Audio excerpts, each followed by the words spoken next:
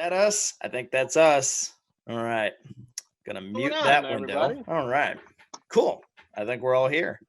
Your favorite friendly Q&A squad in the house, ready to rock and roll. We're Answer definitely some friendly. of your questions. We're here.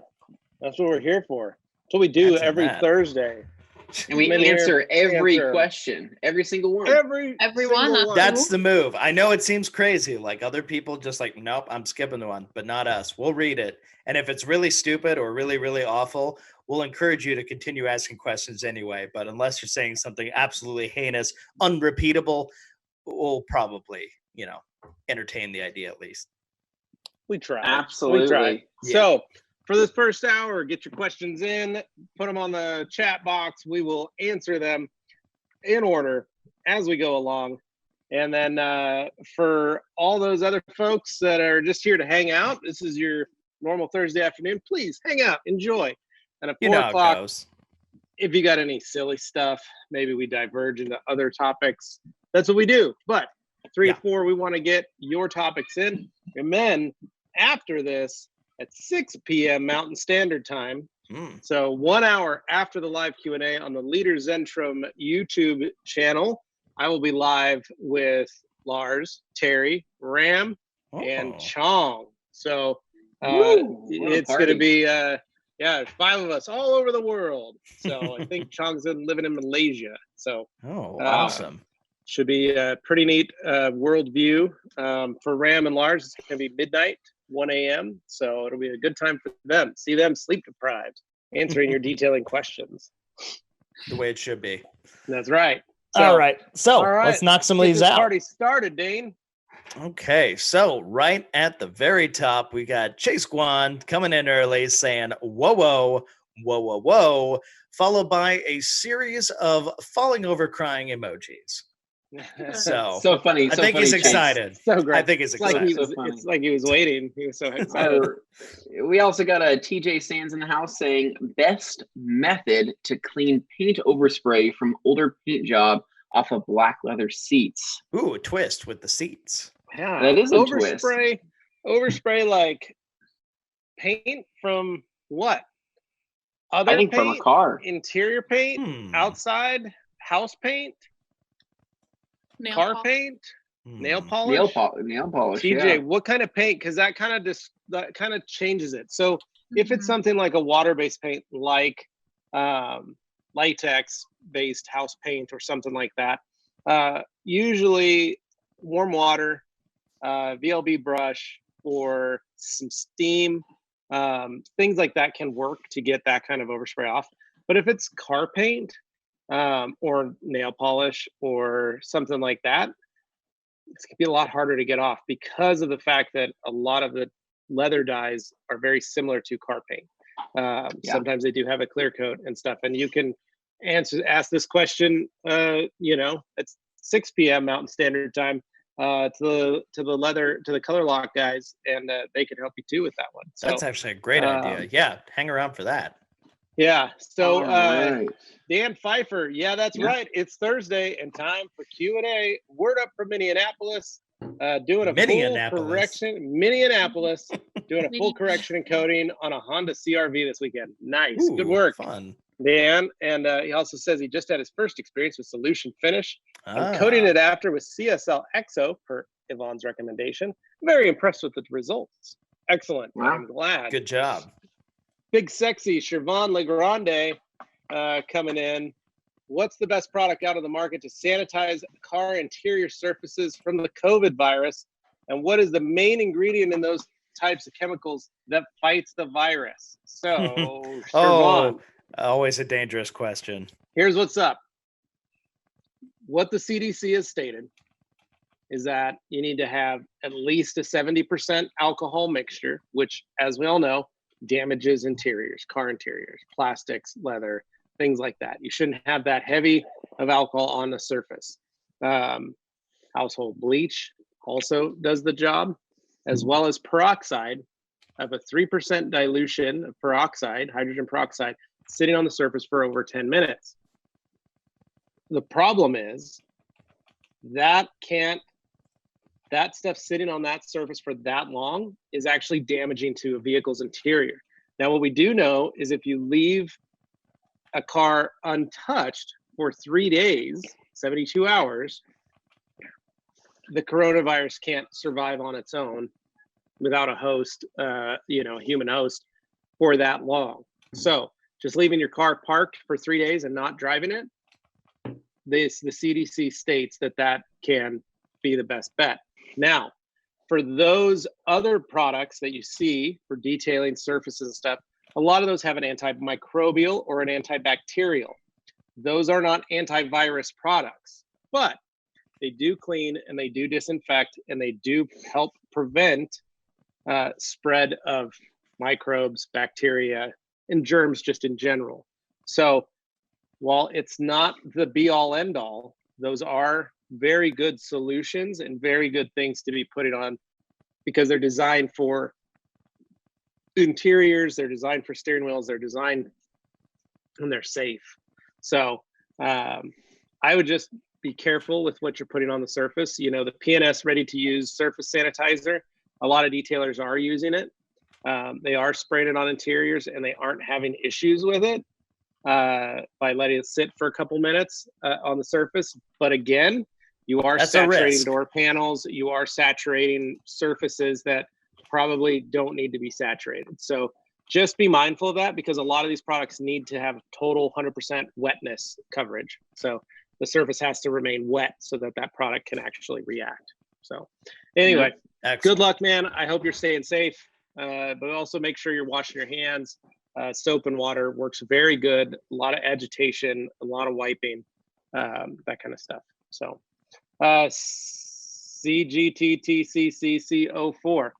Hey, your thoughts about fallout remover? There seems to be a controversy about when and how it is used.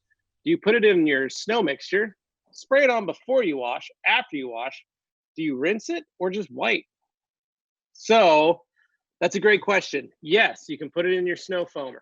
Yes, you can put it in a foam cannon. Yes, you can spray it on before the wash, then agitate it, then wash your car, like rinse it off, then wash your car like normal. You can also spray it on dry and let it just sit on the surface of the car, then agitate it, then wash it. The number one key is it doesn't matter in what order you want to put it in, you have to agitate it. That helps with the breakdown process. You spray it on, let it dwell, agitate the surface. Anybody else? I think that you just need, and you also need the even coverage too. And I think that's the biggest thing with fallout removers. When they're in a spray bottle, right?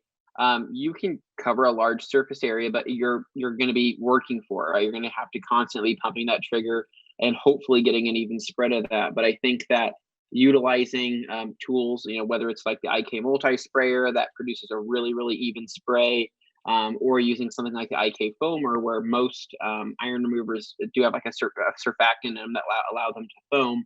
You can also foam it onto the surface. So no matter what you want to do, I mean, some people, like Levi said, will spray it on prior to the wash. It's one way you can do it, and then you can just wash the car if you want to do it that way.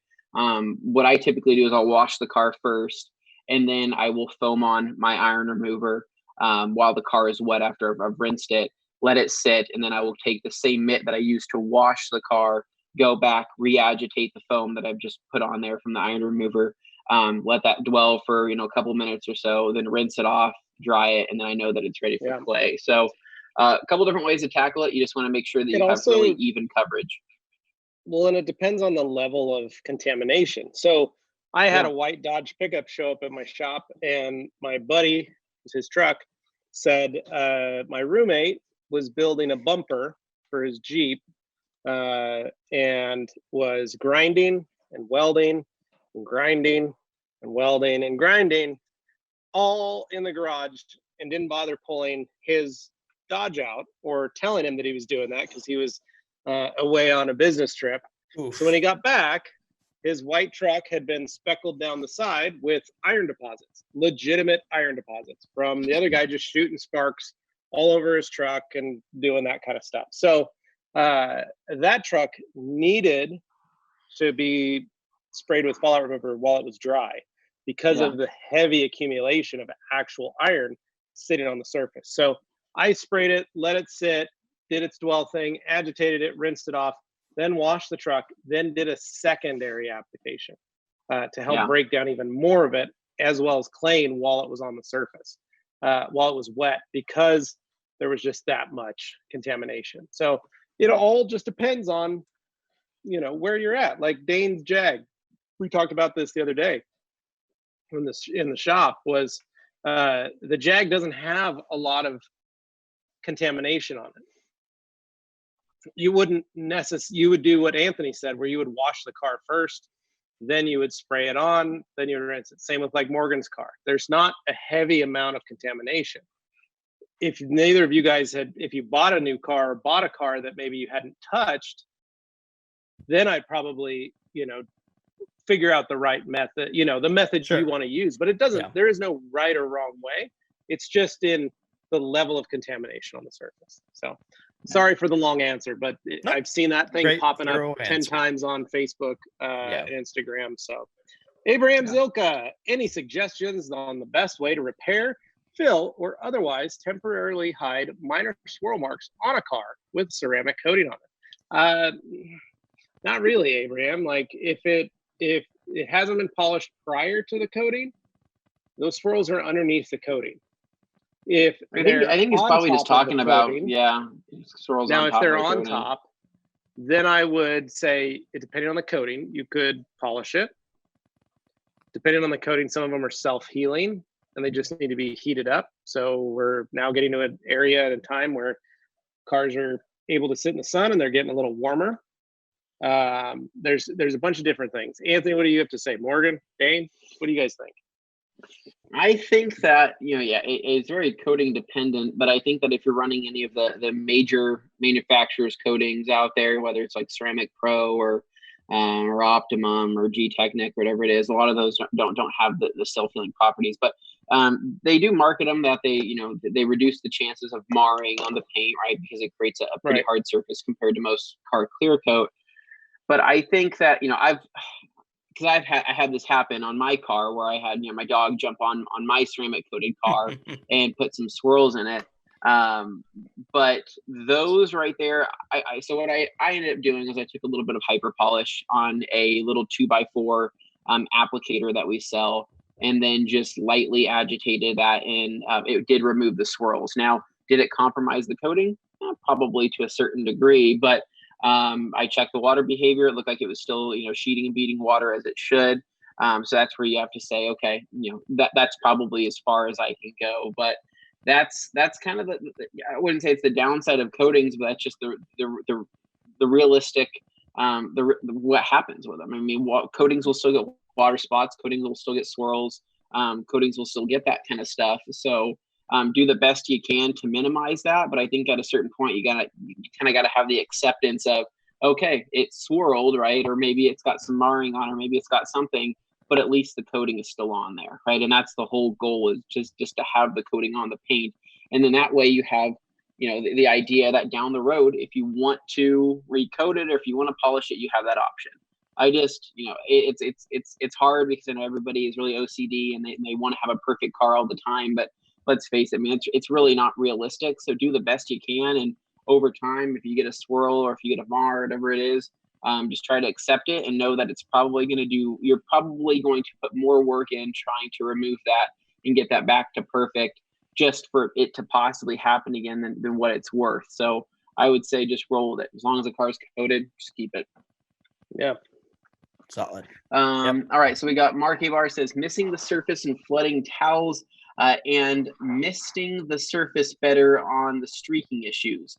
Mark, I'm not quite sure what you're talking about, but maybe you're talking about the fallout remover stuff. But anyway, Nolan Todd says, what was question? Will the protection built into Quick Detailer over time seal my microfiber towels like C2 V3 would or Reload would? So the Woes Quick Detailer, the protection that's in there is not a long-term protection. So you can't, how do I say this? Will it seal the towels in the short term? Yeah, probably. In the long term, no, I don't think so. I think with a few washes, I think that's going to come out anyway. Well, and if it's a towel that you're washing all the time, it's not going to be an issue. But if it's the same towel that you're using to apply Quick Detailer, You should probably wash that towel, man. I would say to cycle through your towels. We've talked about this previously, but I'm finding specifically with Volvo's Quick Detailer, I am not getting anywhere near the amount of hydrophobicness in my towels when I'm using a higher pile Eagle or something with like a circular knit weave or something that's a little bit more plush than I would with like an FTW. So if I have like an FTW, it does seem to seal a little bit faster, but after a few washes, it fixes itself. But with like an Eagle or something like that, it seems to wash out easier in the wash, and thus, reducing those chances. So I would just try to change up your towel type if you can, and then just try to continually wash your towels. We have Master of Shine says it's almost time, and he's wondering where Dane is. Does anybody know where Dane is? Is he here? Dane? I'm actually busy Dane. promoting this live stream on Instagram, so don't mind me. Well, I'll be done in a moment. Dane was literally, guys, in case you're wondering, it was 3 minutes till showtime, and Dane logged on. Yeah. And he this morning said, I want everybody to make sure we're on time. We're all ready to go. We're going. So it's just funny. Putting it this way, it's all right when I do. We know. It. Yeah. Uh-huh. That's Sure. right. Really quick. Prince of the Rag Company. Media boss perks. I'm gonna still be listening to you guys, but I'm gonna be hopping off because I have to post up our towel guest winner for yesterday's. See, we're all still working. Jeez, so it's like we also got stuff to be doing. I'm still here. Don't worry, I'm still here too. So, all right, Morgan and I here live in the Q&A answering your questions. So, Master of Shine, that's me. Who's that? Back at it. Don't forget, I'll be live on the Leader Zentrum YouTube channel from 6 p.m. MST on. So, Mountain Standard Time. Come hang out. Dan Pfeiffer says, hashtag jagging off. Hans in the house says, yay! Yay! Andy White, what is the difference between a scan grip match pen and a normal small LED flashlight? Is it just the color temperature, or is there more to it? So, Andy, the differences between the two is that the scan grip match pen, it's really just the specs. So they only have, some of them have, like the new version are going to have 2 different color variations. The old ones only had 1. So you either had to get, if you wanted cold, I think 4500 or 5500, you had to buy a different pen. You couldn't get the match pen. The match pen only came in like a 6500 Kelvin. You could go with any small LED light. Now, I would say we sell the match pen, and it's actually worth it. It's a really great pen. It's very efficient in terms of its power usage. We use them all the time. So, yeah, it's a AAA battery. It runs forever. It's really great. It's very handy.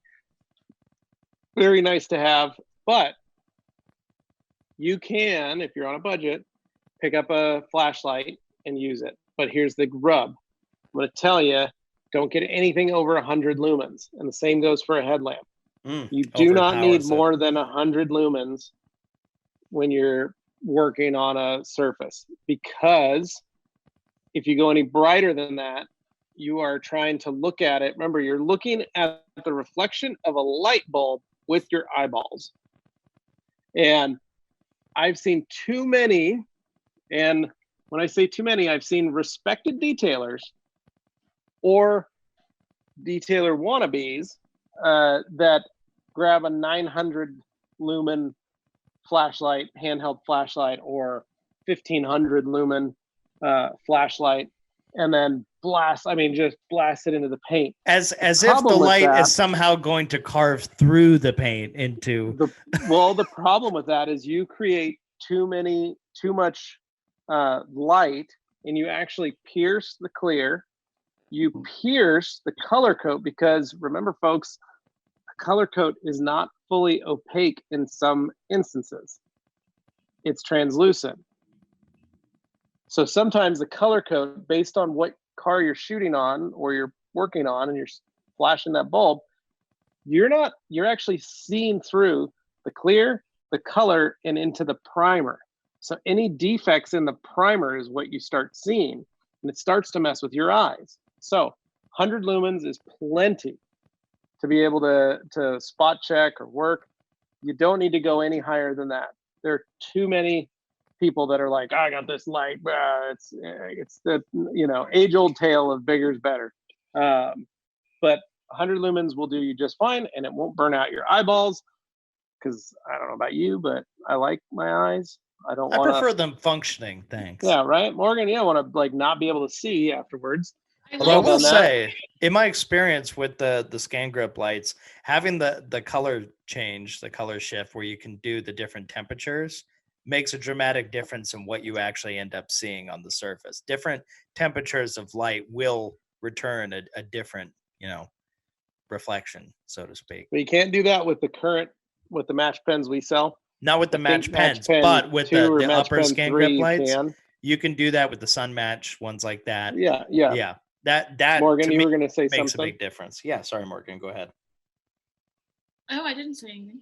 Okay, thought you were going to say something. So, Novus Nick, I'm using TW ceramic spray and would like your recommendation for towel for application of final wipe. Thanks.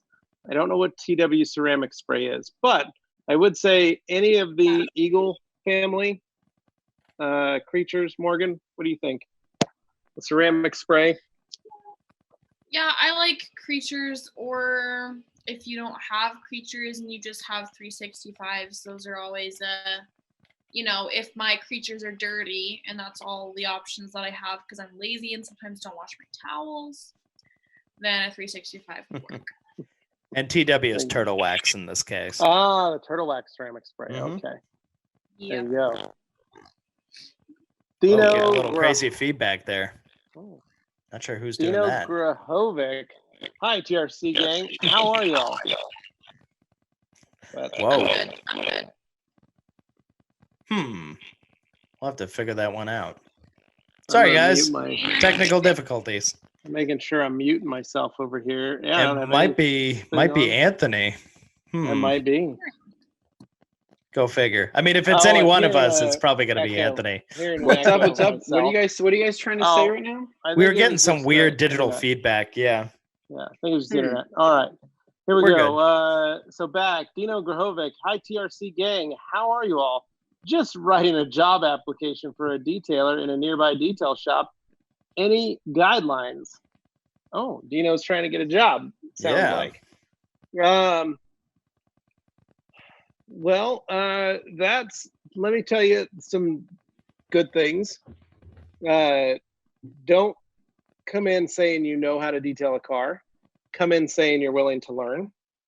Come in saying that you care about the industry, you like the industry, that it's something you enjoy, it's something you find satisfying, something that you're good at, and you feel like you could make some good money at it. Remember that 99% of all detailing is not the 100-hour paint correction and coating. It's filthy. You are cleaning cars.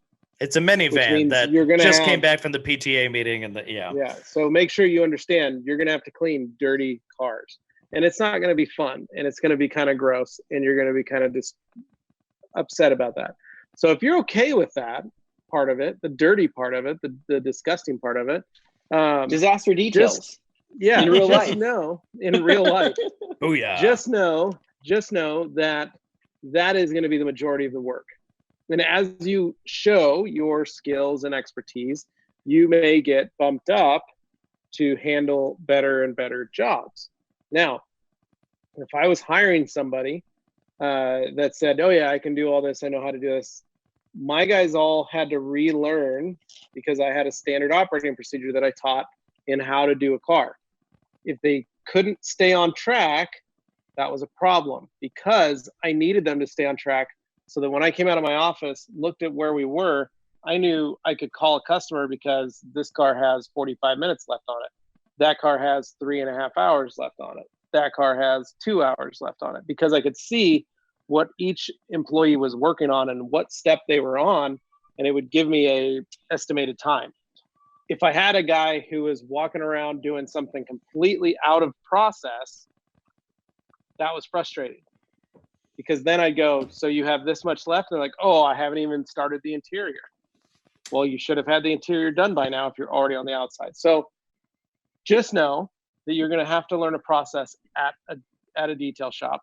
And if they don't have a standard operating procedure, you can go on our rag company website, pull up facts, look for Levi's standard operating procedure, and you can implement that in the shop to make you guys more efficient. Because the key is if you can get a car done quickly and effectively and make it look good without any mistakes, you're going to make more money. So that's the one thing I would do. And also, second, hold on. Yeah. Do not bring your girlfriend to the interview and have your girlfriend do the interview for you. What if I Levi bring my says this from Doesn't work. experience. Doesn't work that way. What about my mom? You could bring your mom because Kelly is a fine human being. So She is. All right, Levi, question for you. This is going to be Yeah. kind of hard. Out of all four of us here, actually, we'll include Tim as being number 5. Oh no. Who, as a shop owner and as somebody that has ran a detailing shop, in a list from 1 to 5, who would you hire in order to come work at your shop? So here we go. In terms of work ethic and staying on task, number 1 would be Tim. Yeah. True. Yeah. We agree. Number 2 would be Morgan. Number 3, because Dane's always happy if he's just working, would be Dane. That's true. Number 4, Anthony, I'd have to get after you for being on your phone all the time. Ah, That's true. But you would be That's providing true. really nice work, and you would be the guy going like, hey, but I'm dealing with customers, I'm helping clients. You'd be the guy walking out front with me, talking, selling the details. Oh, So, Yeah. but I would have to be like, dude, come on, get off your phone and finish polishing that car. That is he would be the cocky guy who has the quality to back up any amount of goofing off he might do. Yeah. Yeah. I think that that's probably 100% right, and I think that Tim would absolutely be the first pick if I was running. If all Tim had to do is put his headphones in and work, that would be Tim. Yeah. He Like, could Tim be, would just- he could do so much. But Yeah. so could Dane. And I keep saying this. That Dane could do doubts that too. himself because he Yeah. knows so much. And Yeah. he doubts himself. And Dane, I just think you're incredible. And I think There's something that gets lost in translation when it leaves here and goes to these. So No, that's you're where the doubting issue is. yourself. Yeah. you're But amazing. I'm talking about work ethic. So Yeah. Oh, Dane, no, I will if- sit if there it was- and yeah, it was just absolutely. put on headphones and do this job in this order. Yep. You'd be very fine I'd with do that. the job. You Yep. would just do it and you'd be happy as a clam. And we'd go, hey, Dane, we're going across the street to Big K Barbecue to get some get some lunch. You ready? You'd be like, I'm ready. Let's do this. Bring the brisket. That's true. Okay. So Anthony and I would be doing that. We would be talking and conversing. Morgan would be in You'd be there. We'd all be schmoozing. telling stories. I would Yeah, be we'd using be the working, extractor but- because I like that the best. I don't Yeah. think Oh, that yeah. I don't think that me and Levi would get a lot of work done. Unfortunately, I think side by side, I feel like it would be. We all pretty, like pretty talking low. together too much. It would be. Yeah. Yeah. We'd Yeah. be talking about different solution packages, and we'd be talking about. We'd be like, someday, Levi, me and you are going to get out of this place, and we're going to go work for a major detailing company. Oh, You man, know, and it's I'm gonna be going to great. use my We'll travel the world. I'm going to use my your media internet skills. And you're then gonna Levi use says, your- "But wait, I'm the boss here. I'm in charge. Why are you Why trying are to you gonna leave?" me? I'm like, well, don't worry, Levi. I'm already running all of your social media and everything. So Yeah, you that's you true. won't have to worry about that. And it's You all got to buy good. the short ones there. Oh, Yeah. okay. So moving along. Kirby Thompson, TRC crew is online. Chuck Strong, what happened to the Everest 800 towels? They are no longer. We retired them. They died. That Everest happens 800s. sometimes. We may bring it back, but it was a slow seller. Honestly, that's Yeah, what they it cut really off comes it. down to. If something is a slow seller, it's just taking up space on the shelf that could be better occupied by something that people Yeah. want. It doesn't mean it's good. It doesn't mean it's bad. It's just simply a case of people latched on to the idea of this one, whereas another one they went, I don't see where it fits in for me. And if enough people do that, not enough people buy it. Simple as that. Mike Spina, best towel to remove sealant, Power Lock Plus, and how to wash them properly afterwards. Great question, Mike. Best towel to remove any sealant, like Power Lock. Really, 365s, Eagles, Creatures, those are probably going to be your main go-tos for that. As to how to wash them properly, we recommend cold water, free and clear detergent, half a cup of distilled white vinegar in the bleach port, as well as a cold or, cold dry, basically. So low heat, no heat, dry. No fabric softeners, no dryer sheets, none of that stuff. So, and make sure that your free and clear detergent is a liquid detergent. You can pick up like Tide Free and Clear, All Free and Clear, Gain Free and Clear. Any of those will work great. Ryan Ellinger, why is there no more Optimum Barracks gallons in the store? Because we're out of them. Spooky. I think we just got an Optimum shipment in this morning or late yesterday afternoon. So they may be back in the store. But yeah, that's a simple case scenario. Is we're out. David Timothy Duvall, warming up here in Canuck land. So finally got a chance to try Wowo's Showstopper and Quick Detailer. I'm with Anthony. I really like the Quick Detailer. Hello, Anthony's pup. He's gone. He left. Get to the Showstopper. Okay. No, Dane, don't ever do that again. Brian, no, it's Cal, what's up Bionicle. from It's Bionicle. No, oh, that's right. Brian. No. Brionicle. I forgot that is Brionicle. It's What's up, Brian Hot- Cal. Nope, you're wrong, Dane. That's Brionicle. What's up from hot sunny SoCal? It's 98 and glad we're on lockdown today. Keep out of the heat. Other than that, lockdown sucks. That is a very hot day. Yeah. Chase Guan, who wants to tackle this one? Morgan. Ooh. So generally, does microfiber grasp bacteria and possibly viruses off the surface, along with using an all-purpose cleaner? Why are you asking? No, it's true. Yeah, you're right. It does. The little fingers, microfibers, fingers, cottons of fists. So the fingers grab, hold, and hold on to everything. The problem is you do need to wash that out. So that's why you do need to wash your towels. You're transferring it from the surface to the towel. You're not eliminating it. Yep. And then he says, very glad that since other sources of hand sanitizer, alcohol, all-purpose cleaners, and disinfectants are exhausted, detailing companies are able to step up and contribute their in-house chemicals. You're welcome. Yep. Not too difficult technically, to transition. if one bead makers their vehicle every, oh man, he's got a lot of questions here. Oakley Auto Detailing says, hello, everyone. And then Morgan, you can take that. Chase again, technically. You want me to finish Chase's? Yeah, knock out the rest of If Chase. one bead makers their vehicle, that's a verb, every week / 2 weeks, if the vehicle has been already clayed and polished, less likely to clay every year, right? Contamination doesn't bond as easily, ? I sprayed Gion fabric coat on my LIDS baseball cap for Bay Area rainy season. Lids? What does that stand for? It's a company that makes baseball caps. Or a company that sells them. Cap? Yeah, they sell high quality baseball caps. He sprayed on his hat for the rainy season. I want to remove it because it feels sticky. How do I remove? So there's 2 questions there. First of all, the contamination question, and then how does he take off the fabric coat? And he said, what do you think? What's your So the contamination one, take that one first. I'm hearing some tapping from underneath the table. Do you hear that? I hear it too.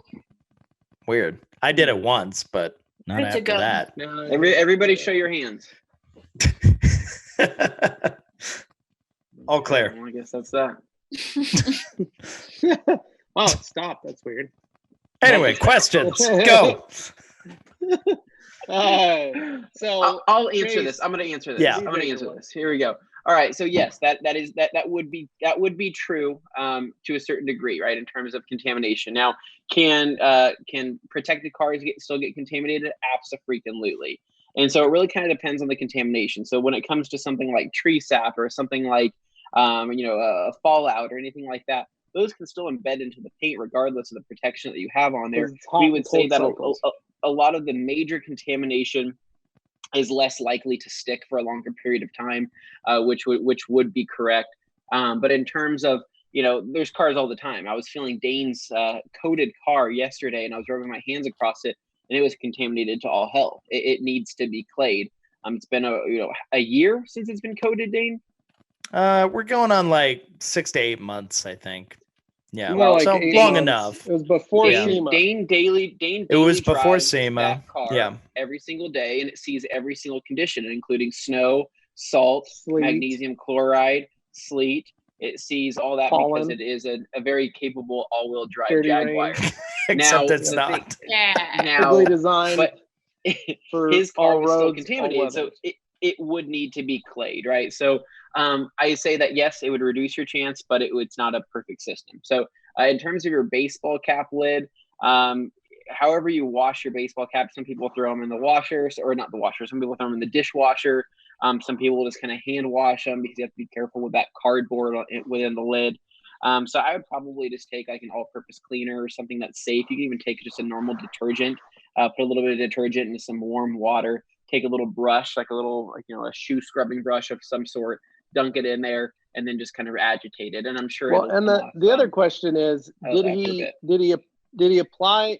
Chase, did you apply the Gallon fabric coat and then brush it into your fibers of your hat to work it in, or did you just spray it on? I'm guessing because if you're just spraying it on, I could see why it's sticky. And what I would do is maybe spray it on again and get a little brush and, scrub.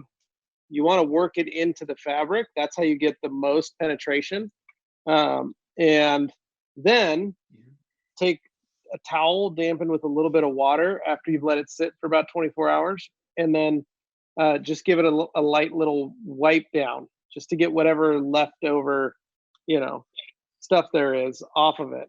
Don't get take an eagle and do it because you'll get lint all over it. But a towel that is a lint-free towel kind of that can really just, you can use it just to give it a light wipe. You're not trying to saturate, you're not trying to soak it, you're just giving it a quick wipe. I did that same thing with my Bagnarock, part of the Master of Shine travel solution package.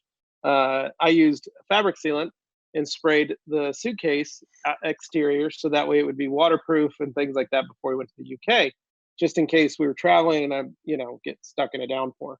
Of course. So, but I noticed that my suitcase felt very sticky after I sprayed it. So what I did that exact same thing. Sprayed it on, took a brush, brushed it in, sprayed it on again, brushed it in, sprayed it one more time, brushed it in, and then I let it sit for about 24 hours, came back out, took a cloth, a little bit of water in a spray bottle, sprayed it on the towel, and just wiped the bag down. Stickiness went away, let the bag did its trip, its journey.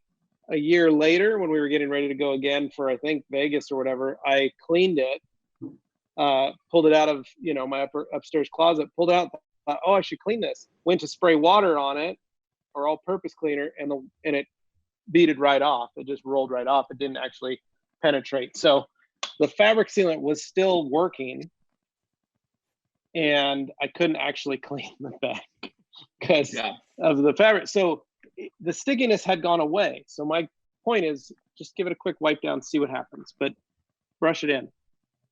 Yeah. All right. So moving down here, we have Cardi done by Pat Inc. Says love ONR, works great. Thanks for showing us great products. Rag Company rocks. Thank you, Pat. Chase says, oh yeah, hope everyone is doing well, taking care and staying safe. We definitely are. And then we have Oakley Auto Detailing says Bay Area in the house. And then Chase back with some more questions here. He says, do you think using quick detail spray on surfaces would somehow cause bacteria or possibly viruses to slip off during wiping? Chase, I have no idea, and I don't think any of us know that. Yeah, I don't think it turns into a slip and slide. Yeah, and Chase Guan says, in what situation would I use Brake Buster straight, undiluted in a 32-ounce spray bottle, not in the IK foamer, instead of 5-to-1 or 4-to-1? You can, Brake Buster was designed, Novus Nick, nope, no I didn't. So yeah, that's on the live chat. Nope. Says, let's all take a moment to hit the like button. It costs nothing. Hit the like button.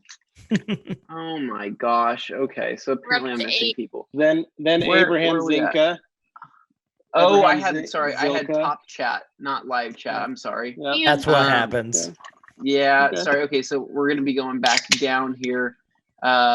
Yes, you are right. Novus Nick says, okay, take a moment. So Breakbuster is a product that you can use straight out of the bottle. It's something that you don't have to dilute.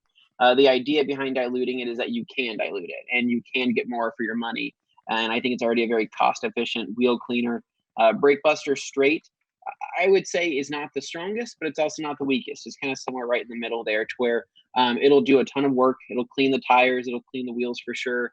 But I would say that I'd probably say maybe 8 out of 10 people are using it straight every single day. I would say 2 out of 10 are probably diluting it or foaming it. And it really just comes down to it being really cost efficient, and a little goes a long way. I think because of the high foaming additives that are inside the product allow it to work in for a longer period of time. And I think just like a couple sprays is really all that's needed. So in what situations would you use it? When you have a really dirty wheel. Other than that, if you're just doing maintenance, try to foam it or try to dilute it to get a little bit more for your money, because it's still going to do the job. We have Vigor Auto Detailing. Joe Wetzel in the house says, why don't you guys do a towel guest giveaway on the live show? Well, Joe, that is a good question. I'm not sure how we would even do that. That is a FCWs am I not holding clean up? towel. Levi, let's Well- give that one away. No. You can have this one, Joe. So we can't really do that, mainly for the fact that we'd have to have like another platform to have that on, because if everybody is putting their guesses in the comments, that would be a freaking It would be a nightmare. mess. You wouldn't be able to it track it. Yeah. Yeah. So we'll maybe figure out something else to do. We have Rob Sticka says, what's the best microfiber towel for O&R use? I use your somewhat new 600 Eagle Edgeless. It's so soft, but it seems to drag on the surface very grippy. What's the best GSM for the O&R usage? I would go with the Eagle 350. I think Eagle 350s are extremely affordable, and they're extremely soft. 70-30 blend, edgeless. My next go-to would probably be the Minx. I think the Minx is another great towel for O&R. And then probably following that, I'd probably say something like a Creature Edgeless or something with a little bit of a higher pile on one side. So between those three, I think those are all fantastic, but try the 350. I think it'll reduce your drag issues, and it'll also feel a little bit better across the paint. And then Hans Closen says, if you want a good match pen light, get the Match Pen R. It has 2 color temps. Ooh, that's right. The new version does. Chase Guan says, I make sure to keep a Skin Grip iView and SunMatch 3 fully charged just in case for a shift, what the heck is that? SHTF situation, such as Well, power. hit the fan. S hits the fan. Gotcha. Yeah, that is not a acronym that fact. comes readily to mind. Yeah. Fun fact. Remember last 2 weeks ago, or last week's power outage, I had the power out here for 6.5 hours. So total darkness in the MOS HQ. However, the sun hadn't gone down yet, so we were still good. I gave my kids 2 brand new Defiant flashlights to utilize in the home for safety. How many do you think I got back before bedtime? 0. I got 1 back. From Do you know where the no, from August. Do you know where the other one is? The toilet. I haven't found it in a week. He still doesn't know. Okay. I don't know where that flashlight went. So kids are awesome. They always make it fun and adventure. So great. The creativity off the Literally ripped charts. them out of the package, pulled the tabs, handed them to them. Within 2 hours, they were gone. I think by the time we finished the live Q&A, they were gone. So anyway, yeah. Oakley Auto Detailing says, Vigor, great question. And then we have Mikey D says, what's up, TRC? Much love from Florida. Hope all is well in your neck of the woods. Things are going well. Mike. Chase says, makes me smile to see neighbors finally washing their vehicles since California's in the shelter in place. In the past, not surprised they thought I was a little nuts for spending hours in my vehicle. It is true. Good to know you're not alone. And then TJ Sand says, overspray from a half a money exterior paint job. So I think that answers they left our the windows down. question. Just painted the car. Oh, the windows I'm down. Yeah, that's a good point. I'm gonna have to say you're gonna have to probably sand the leather. Take some like 4,000 grit sandpaper, sand the leather. If it's black, just black leather, you're good. You can pick up some leather refresh from Color Lock in black. We've got a video on our YouTube channel of Morgan putting it on and doing it. And it's very simple, very easy. Yeah. And a very quick way to refresh the black leather. If it's a custom color, you still can can find out that color and ask that Color Lock make a version of that leather refresh for you. They can ship it to you, and then you can apply that same process. Well, you guys sat in on their class. They can color match to almost anything. I mean, it was impressive. Well, Dane, not only did I sit in on the class, I got a certification, a certificate, if you will. A diploma, a certificate diploma of it. Which, as a reminder for those who have joined us more recently here, after this podcast, what's going on? Oh, meet me over at the Leaders Entrum YouTube channel and we can talk leather. Yeah. Hot leather talk. Wait a second. Novus Nick says turtle wax ceramic equals TW ceramic. Nice. 2T Nate to Tater Nate. Why is there a girl? The same reason there's guys. We like detailing. Same reason there's guys, dude. We all detail cars. TJ Sands said something. I think he came to Morgan's defense. My fans. Yep. Hal also said something. Eating candy. Oh boy. Yeah, that did not get better. Chris Marcial. God. When applying OptiCoat, do I apply it in circles or left to right like traditional ceramic application? Chris, you can do it either or. It just depends on what your muscle memory or what your body's used to. I used to apply it in circles, small circles. So Chase Kwan, if I coated a vehicle with a Polish Angel coating, then I use Beadmaker as a topper maintenance every 2 weeks. Would the Polish Angel coating last longer than its recommended durability? Yes, technically it would. That is true. Yep.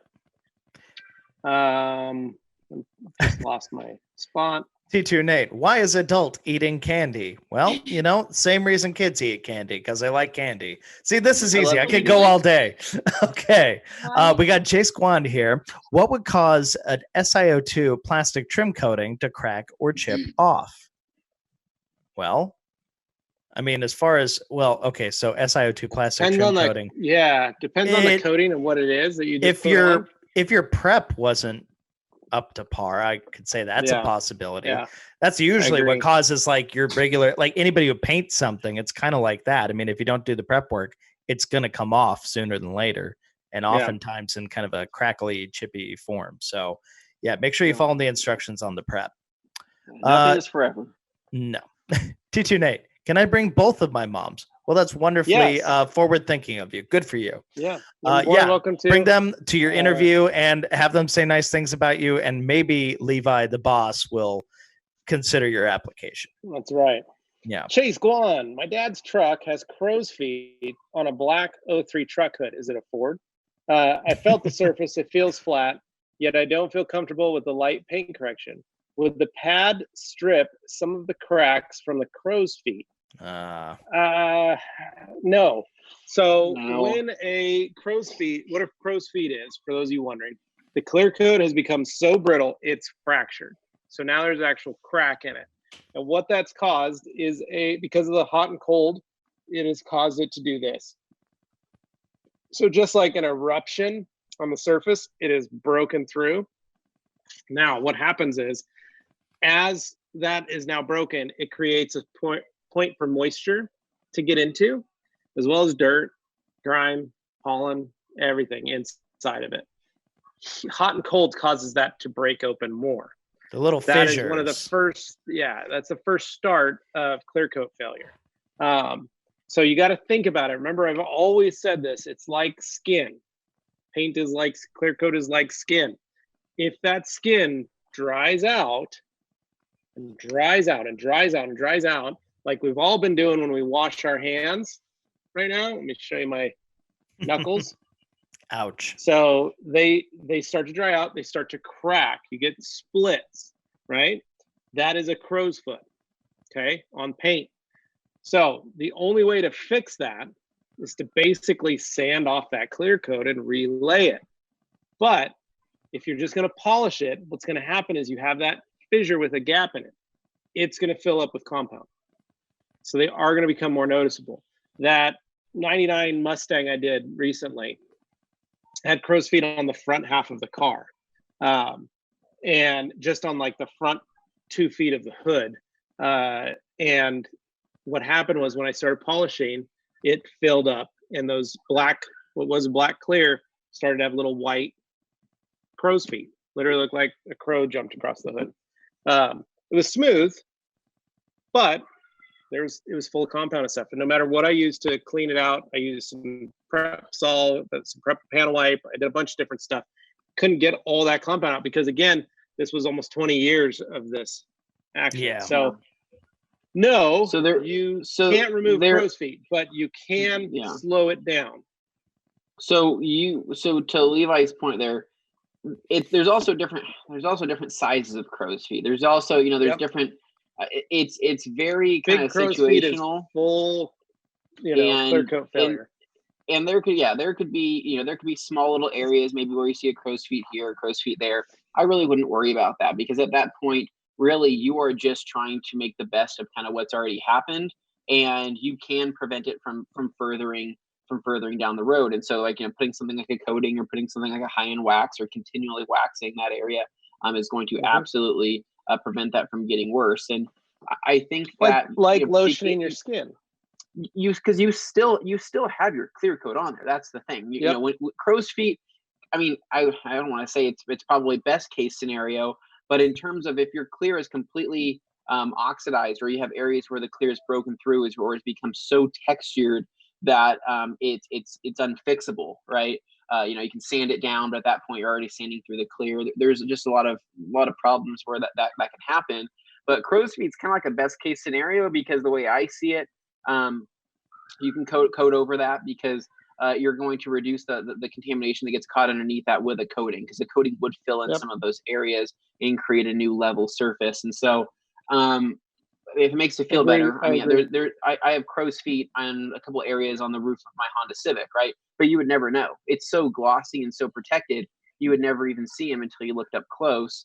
But realistically, as long as I keep it protected and as long as I keep that area coated, we're not talking maybe a year or two until my clear coat fails. We're probably talking another 10 to 12 years before I start seeing any major issues. And that's why you can do that preventative maintenance to start it now to really prevent it from getting worse. But if you would have left it alone, Anthony, and not touched it and just let life take over, you'd probably already have some bubbling or spots where it had finally broken and it's starting to flake. But you didn't, and it's like a preemptive measure. So it'll slow it down. It's never going to stop it, but it is going to slow it. So Dane won't go along to Cracker Barrel unless we gag him and put a blindfold on him. But I do think that it is possible. So I am not dismissing that. Sorry, agreed. Morgan, you came in at a really weird time. Yeah, sorry you had to experience that. Dane, remember, guys, to come to Cracker Barrel, I think you should experience the biscuit factory. Remember, team, G. Davis has purchased a dinner for all of us at Cracker Barrel or lunch. Guess what? That was like a year ago, and the fact we that still have gift cards. A year later is rude. It's a little hard to do it right now, I'll point out. Dane, we had a whole year. They do takeout orders. Oh, we should do takeout next week. Ooh, that's a good idea. We could do takeout with some home style meatloaf and some delicious mashed potatoes with an endless amount of rolls. Delightful. No, Anthony, Delightful. we could do waffles. We could do that too. I like that. Matthew Chappell says, is there a more eco-friendly alternatives to microfiber being developed that will be as mild to surfaces as a way to reduce microfibers joining the rest of the microplastics waste from being clean? I know there's a cotton terry cloth, and John from last week's Q&A told me he thinks there is a bamboo cloth type, but I doubt those will really be suitable on paint and will not last as long. With products like Guppy Friend, do you think these will help reduce fibers into the wastewater system? I can't see how soiling would leave the towel as it is also trapped in a bag or in the bag. No, excellent points. And yeah, I had to remind myself and look up the Guppy Friend. It is one of those like filtering bags. You can put items in and then you throw it in the wash and it keeps the particles within the bag. It's fine enough that it just filters, but it would keep the dirt in, I would think, just because any kind of microplastics involved would also be. You've also got to remember to the soiling.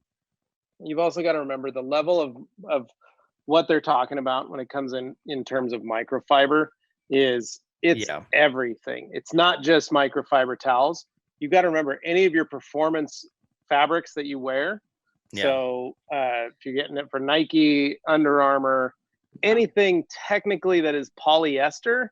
And polyester's been around since the 70s, is technically a microfiber. You've also got to remember any ultra suede couches or any of those things in the couch material, cushions material, pillows. I mean, it's not just a microfiber towel.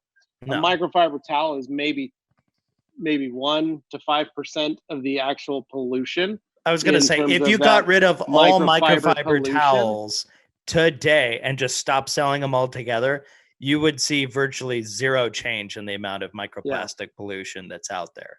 Exactly. And so yes, you could do that to make yourself better. Anthony and I have some. It's good to take personal responsibility regardless. I'm not going to fault anybody for doing it. I was about to tell Levi that, all of our Dixon flannels that we so proudly tote and talk about are 100%, they're a proprietary blend of polyester. So they are not a true cotton-based, flannel. And so technically they are microfiber. And so we are wearing microfiber flannels, and they still pill and they still lint and they still have threads and things like that. That all still get sucked into the water system, unfortunately. But that's like Levi said, it's in everything. It's not just towels. Yeah, and that's the hard thing that I think people tend to misread. A couple years ago when this was really being talked about, you've got to also remember that our factory last year in China and South Korea went through, well, just China specifically, the factories went through a massive environmental change in the sense that China really, really, really cracked down on their environmental policies regarding some of the manufacturing plants for the better. So in the last year, there have been massive reductions in the amount of pollutants that the factories are causing and creating. But you've got to remember, it's in everything. It's in your, I've got 2 couches in my house, 3 couches made with polyester, and ultra suede and that type of fabric. And so they're microfiber couches, and that's there. You got to wonder how many of you have yoga pants, have t-shirts, have sweatshirts, have certain performance fabrics that your workout clothes, your basketball shorts, your certain socks, like everything that you wear, unless it's 100% cotton, is microfiber. Now, or a blend of microfiber. I want to address, I don't want anybody to think that this isn't, us taking this seriously or anything like that. It's really just a matter of proportionality. But when you talk about this kind of thing, it is kind of a minute, speck of dust in the universe of all the things out there that right. Yeah. No. And I guess the part to address is we would absolutely not be opposed to, when the time comes, if there's an evolution in material that we could use to do something similar to what we do with microfiber. We're not opposed to that. That's why we don't have necessarily microfiber as in the name of our company. There are companies that have microfiber in the name of their company, or fiber or something like that. But in our case, we're the rag company. You can make rags out of multiple things. And when the time comes that there's an evolution in material, fabric, some other, synthetic thing, granted, synthetic generally means plastic in a lot of cases, but there could be some evolution there where, it could happen and we'd still be the rag company. That wouldn't change. So we could absolutely change with the times and progress, but we would definitely be game once we, find from the factories that they talk about new materials for production, stuff like that. We'd be on board with that. Yep. Chase Guan, friend was telling me that if I spend hours in my vehicle, my neighbors probably judge or backtalk behind my back. Friend said, yet not a lot of people are able to do what you do or willing to pay. I mean, it is what it is. I detail out of my garage, and I've got neighbors that drive by and they ask how much, or they're always like, "Oh, it's cool that you do that for so many people." Or it's I've got my neighbor next door. He doesn't wash his car. Yeah, mine next. Right? Yeah, they think they're so clever. Yeah. Simon Bach, any tips for polishing wheel lips? Raw aluminum. Trying to get a mirror finish. keep getting a haze. I tried the G-Technic metal polish and the Autosol aluminum polish. Simon, it's hard to see what type of haze you're talking about. What tools are you using? How are you polishing? And all that. So send it my way, or Anthony or Morgan, Levi at theragcompany.com, Morgan at the Rag Company, Anthony at the Rag Company. We've all got a lot of experience in polishing wheel lips. So send it over. Bandit's info channel. Just a peace sign. Yeah. I'll read the next here. Mikey D. I still have a few in the stash, but I was wondering when the microfiber bar mop terries will be back in stock.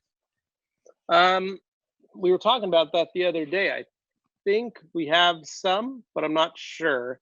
We're trying to get that put together. So, RC, when is there going to be a joined podcast between Rag Company US and the Rag Company Europe? That would be dope. It's in the works. We already filmed it.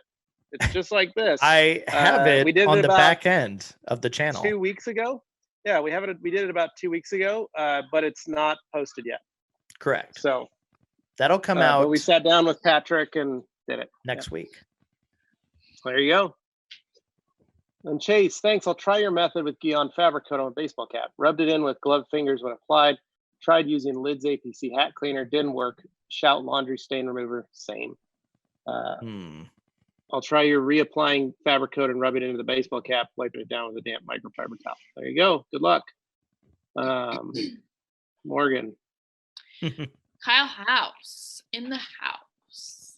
Ever since the video of leather cleaning on the M3, I have only used Color Lock leather cleaner. That stuff is so amazing. Thank you for the video. Awesome. You're welcome, cool. Kyle. Yeah. Alkaline Trio says, any recommendations for preserving paint with clear coat failure on some areas but not all over? We kind of covered that before with the what we call the crow's feet. So try to keep it coated, keep it protective. If you protect it, I'd probably try to coat it if you can, and kind of go from there. Hans Closen says, I just did reviews on all my items for my last order, not hoping to get any angry email from the person who has to check them. Hans, why would we get an angry email? There should be no angry email. They should all be fantastic reviews. Alkaline Trio says, we have here, it says, is there anything special needed when caring for red leather, yellow leather? How about restoring red leather, yellow leather? So in terms of the color of the leather, if it's pigmented leather, meaning that it is factory dyed leather, they're most likely going to have a clear coat over them. And we found that when during our color lock training, we had actually pulled a black and yellow leather seat out of a Rally Art Lancer, and it cleaned the same way as all the others did, and mainly for the fact that it was pigmented, but then also had a clear coat on the top of it. So as long as it is not an uncoated leather, you should be fine cleaning it with something like the Color Lock leather cleaner or something like the Wolos leather cleaner without any issues. Chase Guan says, ever heard of the family cloth? Supposedly it's reusable microfiber cloth, reusable toilet paper, yet people risk E. coli spread in the laundry machine. Would you need to bleach a machine after every wash? Chase, I don't recommend wiping with a microfiber towel. That's the kind of thing you don't share with your family.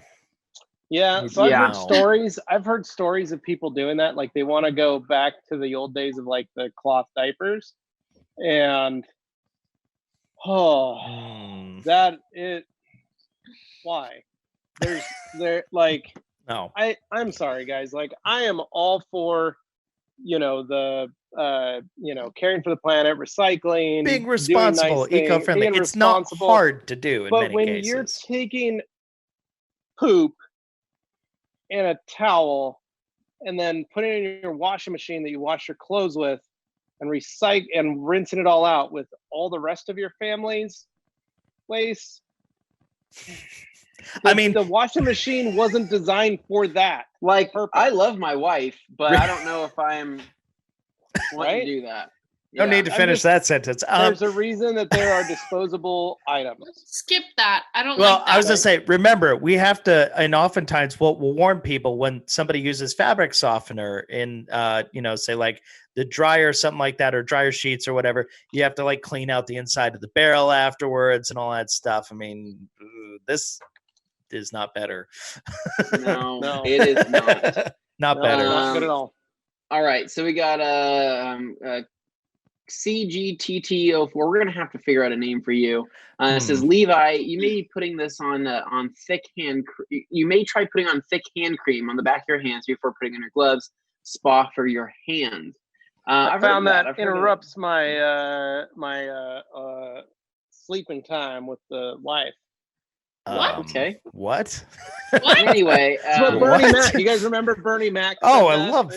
In Ocean's 11. Rest in peace. Basically, he talked about that. He puts gloves over. He wanted to know what his skincare regimen was for his hands. You have soft hands. Well, thank you, CGTTC. Appreciate that. Gattaca Trio is asking me. He says, Anthony, when you inevitably win Matt's blue Civic Si, will you go with the stock B16, keep the B18, or do something completely different? LS swap. That's funny. So am I going to buy you're barred from winning.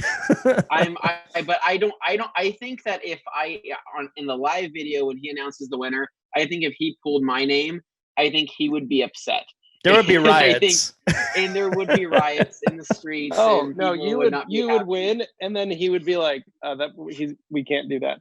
No, and then he'd go on to the next another person, and then it'd be like Levi Gates, and he'd be like, that's too close. No, try again. Morgan McMurry, nope, too close. So no one from the rag committee, I think, is allowed to win. Yeah, I don't think I'm eligible under my son's name or something. Yeah. But I do think, though, because he had talked about me coming out at a certain point. So I think, maybe when some of the stuff kind of hopefully dies down, maybe whether I take a trip solo out there or if Dane would like to join me on a venture to go out to Florida to shoot some content, I'm sure we could do something like that. Because I think that would be a pretty cool trip. And I think that I need to see. I will see that Civic in person before it gets given away. And so, yes, well, in one way, shape, or form. So we'll see what kind of happens, but I really do want to go out there and check it out. So that'll be hopefully a fun thing. Tonezors says, sorry to have to repeat something you said many times, but can you give me the 10-second recap on installing crystal sealant? Yes, here you go. Spray it on, wipe it off. That's it. But don't overextend yourself. That's the rule. That's the rule. Panel at a time. In a nutshell, panel at a time. You can spray it onto an applicator, apply it onto the applicator, and then buff it off. But the thing is that resin hardens so freakishly fast once it's exposed to air that you don't have a lot of working time. So you really do need to tackle a panel to half a panel at a time. And my favorite way, and probably Levi's favorite way to spread it, is by spraying it onto either a microfiber applicator or a foam applicator, spreading it in, and then taking a towel and immediately buffing it off. And I typically use 2 towels. So I'll buff it off with the first towel and then do a follow-up with the second. And I know I'm good to go. If you have any area that has streaked or starting to streak, just simply spray more or apply more crystal sealant onto that area and then rewipe, and that will level that streak. And is it the easiest sealant to apply? Absolutely not. Is it one of the most durable? Yes. If the application process doesn't speak to its durability, then I really don't know what does, because that stuff really does become like a rock. And the chemical resistance in particular was impressive. It's a very, very impressive sealant. And people have been asking, do you apply 1 or 2 coats? I'm not saying you can't apply a second coat, but I can't think of how it could be any more protected than one. So what I did on the Elantra, when I switched over to back to my summer tires and wheels, I cleaned all the wheels and then wiped them all down with paint prep, then applied crystal sealant with the foam applicator, wiped everything down, then removed it, and then let them all sit. By the time I got done with all 4 doing it then I went back to the first wheel. I sprayed it on, wiped it off, and was done. So that's kind of how I did the second coat, was kind of just a spray application, spray on, wipe off. So something you could try if you're going to do a second coat. So, all right. Okay. It's now 4 Um, p.m. Everything from here Bam. on will be included in the fun portion. So Alkaline says, Levi, don't you judge my yoga pants. Quick on the draw with that one. Yeah. And then Novus Nick, what's your favorite top 3 chemicals to use on rugs and car mats? I'll be using a sprayer on my Thermax AF. Thermax AF. Autofocus. Yeah. It's apparently whatever Thermax is. It's very that. So I used to have Therminators, which were my extractors. Where's Adam Thurman? He should be in on this. Terminator. Yeah. So ONR, Optimum Carpet Fabric Clean and Protect. And I really like PNS Terminator. So, and then Simon Bach, thanks. I'll shoot you an email tomorrow. It's really frustrating for me, as I only just got these wheels and they're polished from the wheel refurb shop just before I got them.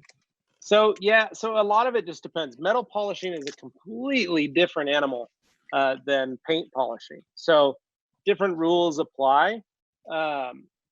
It's just, sometimes it's just not, you got to use different products and different foams and different wools, and things just act differently. So I'd recommend getting yourself like a mother's ball or one of those polishing cones, and to really bring out some sheen.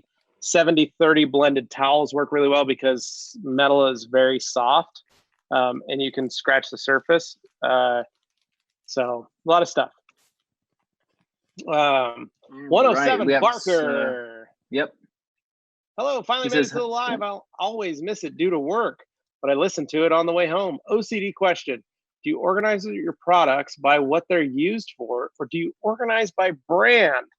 I am not OCD in the slightest. The biggest thing I'm OCD about is getting water on the floor in the bathroom by my kids from taking baths and showers, and how much that is my biggest pet peeve, as well as walking around the house dripping water everywhere. So my only OCD is I slack water off when I get out of the shower. Before I step out of the shower, I try to get as much water off my body. So what a I don't freak. This guy, organize he wipes the bottom of his feet before he gets out of the shower. That is so strange to me. That is the only OCD thing that I do. The rest of my MOS HQ here is mostly bottles strewn along every surface. So nothing is organized. So I'm not the one to answer that. Anthony. So I organize my my stuff just by basically by what my most used stuff is. So, and what my current kind of like my current lineup that I'm using, my current products that I'm rotating through, I typically organize them by that. So I have my little detailing cart, and my top shelf of stuff is the stuff that I am most consistently using. And then I basically all of my other chemicals, I'll usually just organize them, whether it might be by brand or might be kind of like a tier of, here's my most used, here's my second most used, and then here's my crap that I don't want to have to use, but it's still there. And so I'm not super crazy about that stuff.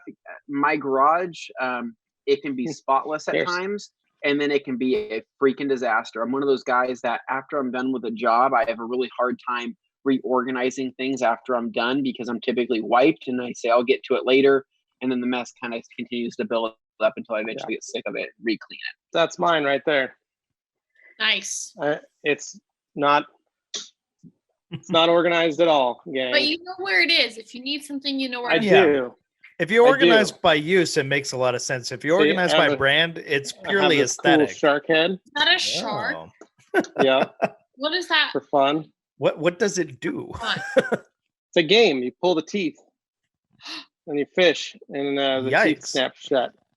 So, yeah, it's kind of like you stick your hand in there and you fish, and after a timer finishes, it snaps shut on you. So, my goodness. Don't get chomped. Yep. So, boy. Morgan, what do you do? How do you store all your stuff? Keep your roommates from using them.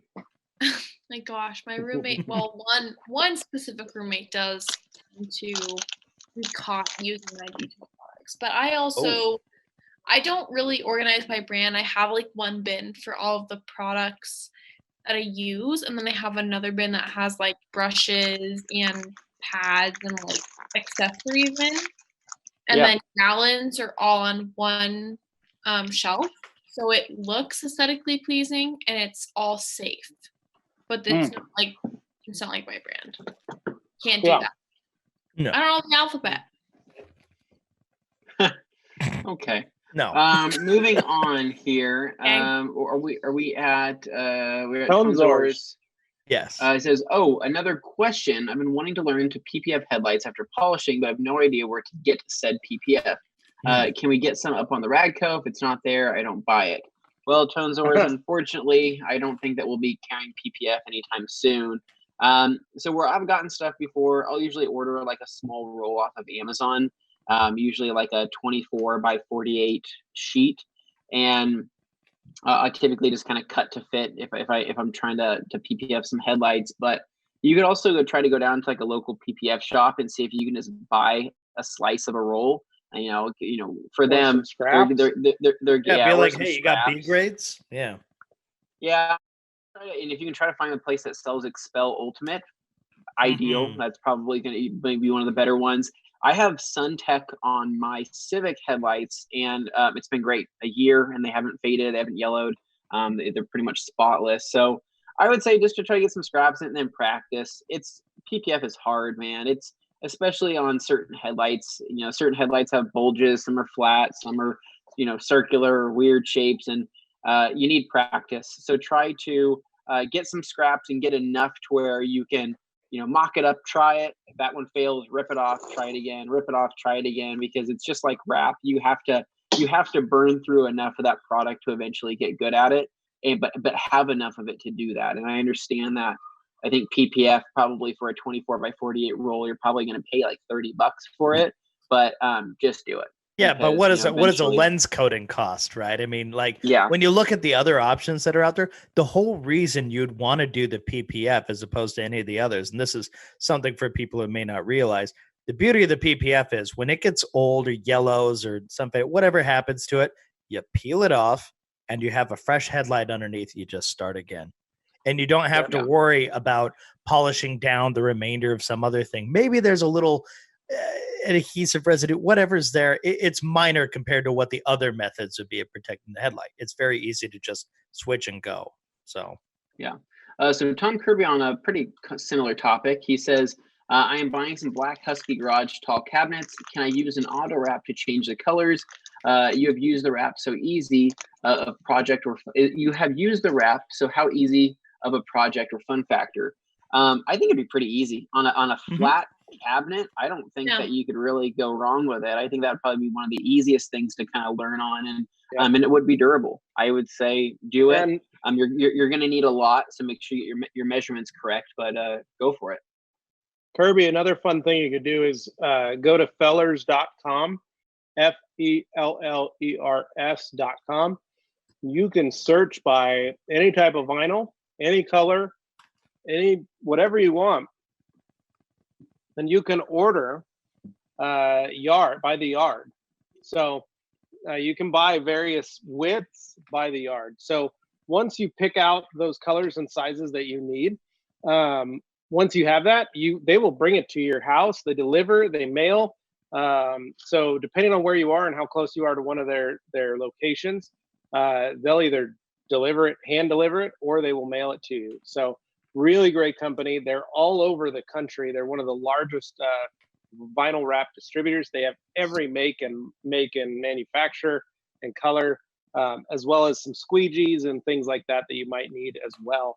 I recommend getting at least a knife, a zip knife, and with some extra blades, and a squeegee, preferably with some little microfiber strips. They call them, I think they're monkey tails or something, that you can stick on to help smooth it over. But the great thing about the new vinyl nowadays, it's very easy to work with, especially on a flat surface. So don't get scared if you mess up. You can put it back on there, peel it off, put it back on, peel it off, put it back on. You're good to go. So, and it's fun. It's actually a lot of fun. So Jeff C. Hey, TRC crew. No questions today. Just checking in after having my jerk of a gallbladder removed. Congratulations, Jeff, for not having a gallbladder anymore. That's awesome. Really proud of you. Yeah. And hope you get better soon. Yeah. So. And then Morgan said, why are you watching? Go to bed. And Dale Bowden, what's your, what? I said I would be sleeping if I just had surgery. I would be sleep. Yeah, for post-op. Yeah. Dale Bowden, Anthony. Here we go. Dale Bowden says, what is the best advice for removing crow's feet? Well, we just covered this. You kind of covered it. You can't remove it. You can't remove it, but you can try to improve upon it. You can polish it, but try to coat it or protect it before it gets any worse. And then G. Davis from the back says, Chase, using that wiping towel is why your hat is sticky. So that is pretty haunting. Chase says there's one neighbor who likes to spend time washing their car. We've talked about car care before. Trying to be a good neighbor, I gave him a bottle of quick detail spray. He was very happy. That's nice of you. And he says, what is considered the fun portion of the stream? Definition? Now, well, allow. The fun portion, no rules. Yeah, there's no rules. I wrote it in the description on the video. I have it written out because I knew one day this would come. Somebody would ask. Q&A Thursday consists of 2 segments. First half, i.e. the first hour, intended for detailing technique and product-related questions, including deep dives into some questions as time allows. Second half, this is the fun half, where everybody can cut loose, tell stories, joke around, and just hang out with the crew in general. So the idea is it's just a tonal shift is what it is. We're still here. We're still talking, doing the thing. But the big difference is we don't have to be so serious and methodical and answer this thing precisely. We can kind of wander off in topics. So that's the main difference. It's to satisfy our fans who like to hang out with the crew versus the people who are literally just here to hit it and quit it, get their answer and leave, you know. We got to satisfy those folks too. But for those who hang around, we treat you with the second half. We're all about satisfying and cuddling afterwards. Yeah. This is the cuddling. A long-term commitment. Yeah. And we can maybe smoke a cigarette together afterwards. Oh, so no. Tonzor says, oh, yeah, any WOWO's merch on the way. So if you check the radcompany.com, you can actually pick up WOWO's air fresheners and T-shirts. But who knows? And I think we're almost out of WOWO's air fresheners, but we have more on the way. And the new version of air fresheners, I believe, arrived either end of this week or first part of the next week. And we have increased the scent capacity of them so they will last longer. So they should be stronger and last longer. So nothing wrong with that, right, Levi? That's right. Matthew Chappell says, what is each of your favorite detailing tool and bargain addition to your collection that has changed your routine? That's a great question. Wow. Bargain addition. The For Real is one that's very inexpensive and actually makes almost the biggest difference. You can pick up the For Real from Buff Bright or just on our website. Short of that, I like that the cost of shop vacs are much more, you can get a lot more shop vac for very little money. For years, it felt like you couldn't get into a shop vac for under $100. Nowadays, you can pick one up for like $25 that actually does very well for those of you at home who just need to vacuum out your car. So they provide a crazy amount of suction. They're great for vacuuming your carpets and just staying up on that. And they're small, so you can fit them in a small space. They're not taking up a ton of space. So those are probably my 2 things. What do you guys got? Well, in terms of like budget stuff, right? I mean, I think there's a lot of cool little budget gadgets that you can have. I think that it depends on what your idea of budget is, but I would say, for example, probably one of my favorite tools that I have in my arsenal that has made detailing such a thing for me is probably my little Porter Cable 7424. I would say that it's an affordable little polisher. I have a 3-inch backing plate on it. I think it's around $100 or so. But that thing hasn't let me down, man. That thing is still going. I think I need to replace the brushes soon on it. But that's probably one of my favorite maybe bargain or budget type of tools in my arsenal that has made me a lot of money on the side. and has done countless jobs. So Yeah. that I'd probably say it's my favorite. I would Morgan, you got say, anything? oh yeah, go ahead. I mean, like tools, geez, probably just like the detailing factory brushes in general. Just because, like, I That's a good one. used to use a toothbrush, and I'm sorry, but I thought it was a good idea at the time. Yeah, you live, you learn. So I upgraded. So that's good. That's good for me. No, good call. I was going to say for budget, it's kind of a cop out, but the Edgeless 365s are very reasonably priced talent. You can use them for everything. I think a lot of people, once they discover just how versatile it is, they use it for everything. But for me, I don't know what it costs actually off the top of my head, but I need to get me some of that G-Technic water spot remover. I saw that yesterday, and I am convinced it's what I need. It's what I want. So I don't know what it costs, and it may not be budget, but it's definitely worth it, whatever it is. I like it. Mm-hmm. All right. Ryan Rigdon, what monster gets out of the shower with wet feet? I know, right? Like, you have no idea how much. So my wife and my kids both do this. They just get out of the tub, grab a towel, put it on them, and then walk around the house. Okay, that is strange. Soaking you don't walk wet. around the house. Water is still dripping off their bodies, and they walk around the house, and everything gets wet, and it's like they need to air dry. So last night I had a sit-down session with my children as each of them got out of the tub, and I was like, "You are using this towel because this is the house that is provided from our sale of towels. I'm going to show you how a towel works. You're going to dry your skin with it. You're going to dry off. That's what it's for. I'm just going to put a towel on our shoulders and walk around the house, dripping water everywhere, because I have to chase after them with another towel to pick up all the water on the floor. Right? I'm not wrong here, right? Spend $15. Get like an absorbent microfiber mat, a cushy mat. Put it on the outside of the tub and just stand on it until you're dry. Nope. They step on the mat and then they walk around the house. Oh, see, I'm just saying what I do. And I say, stay on the mat. Stay on the mat. Dry yourself off. Stay on the mat. And it's okay to step out wet if you're stepping onto something absorbent. If you go past that, no bueno. No. What do you guys do? That. What's your shower routine? When I get out of the shower, I stand. I'm not a weirdo. I have a capture mat, right? I have a whatever the heck you want to call that.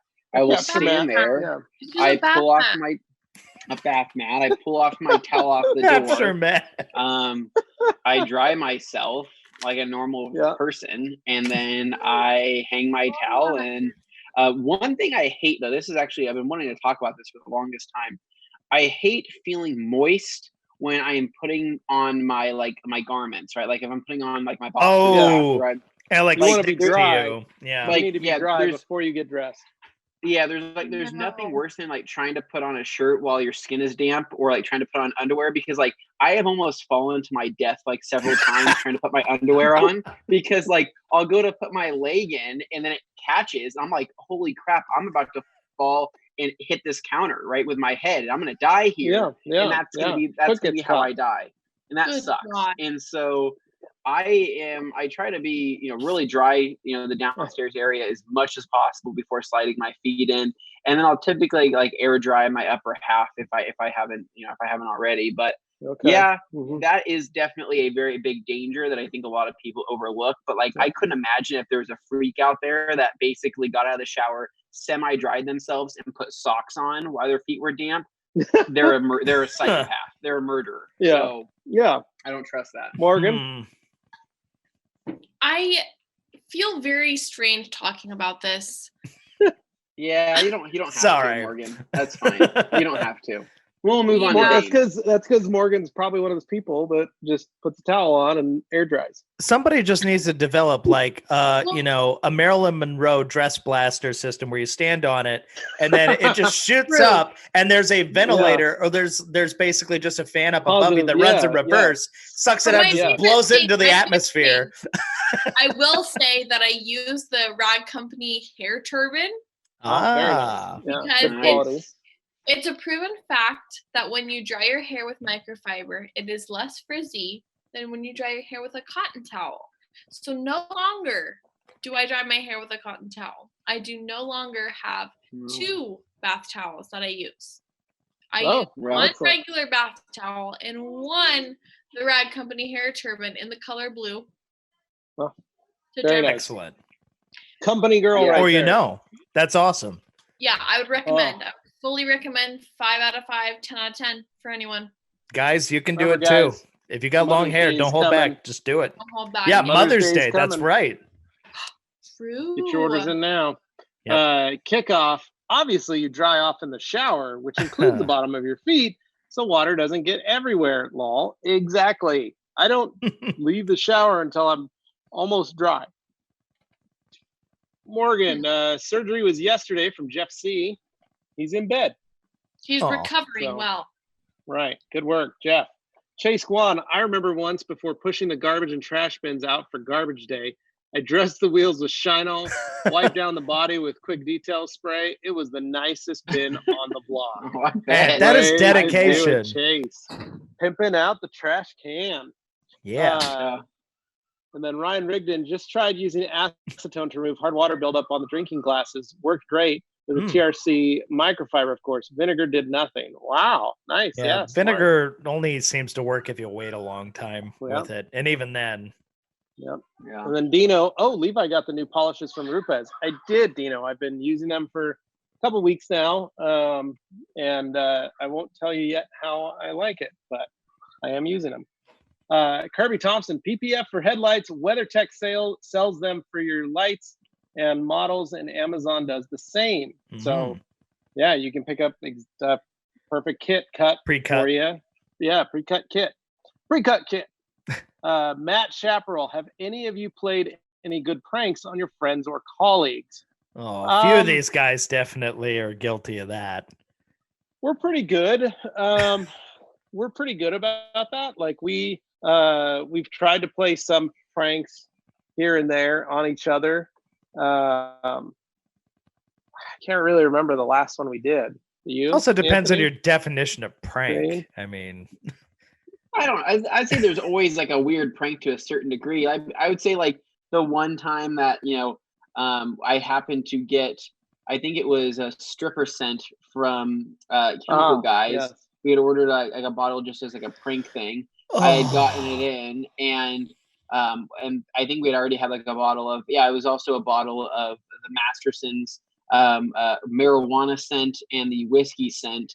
And one day Dane was heading into work, so I was like, okay, now's my time. So I went in his office, closed all the doors. I had a fan I always run in my office. I turned on his fan, and I just started going to town with all these 3 scents, and it smelled like the Satin Dolls. It smelled like the Glitter Gulch. It was offensive. And it was like, it was heavy. Like it was very wet and dank inside there. So I opened the door and walked in. I felt like I was being pushed down from above. Like it was uncomfortable. It was, I managed to like replicate years and years of like what you would see at a strip club in a matter of minutes. And I mean, everything. It was like that Seinfeld when Kramer turned his apartment into a smoking den and came out like a weekend later and had like 20 years of smoking damage done to his face. Well, to fast forward there. That would have been the only thing to really set it off. If I would have been able to light up a cigarette inside there and just kind of like let it burn for a little bit, I think Dane would have walked in there, and I think it would have been basically Vegas and Reno all over again. More Reno than Vegas. Definitely. Dane's got good memories in Reno. Oh, God. No bueno.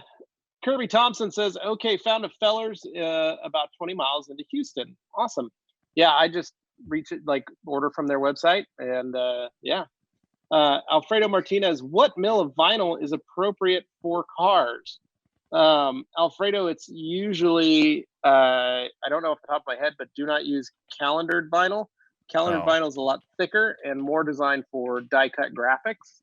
So it's not designed to stretch as much. So a lot of the vinyl, the Avery Dennison, SW900, Supreme Wrapping Film, And 3M has their 1080 HD and their new 2010 or something like that. That's their new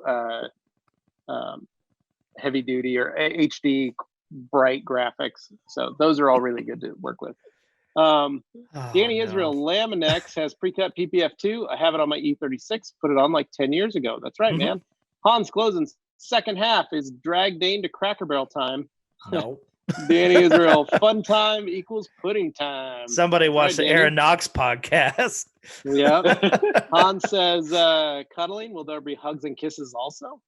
Don't push your luck. Jeeper says, Essence Plus or Auto Fanatic's secret weapon for minor swirls. There you go. Use that. Hans Closen, next Friday may be getting my part in another company's building. You might be renting out some, fingers crossed. Getting your space. Nice, Hans. Yeah. Dude, we'll be hoping for you too, brother. Yeah. Anthony.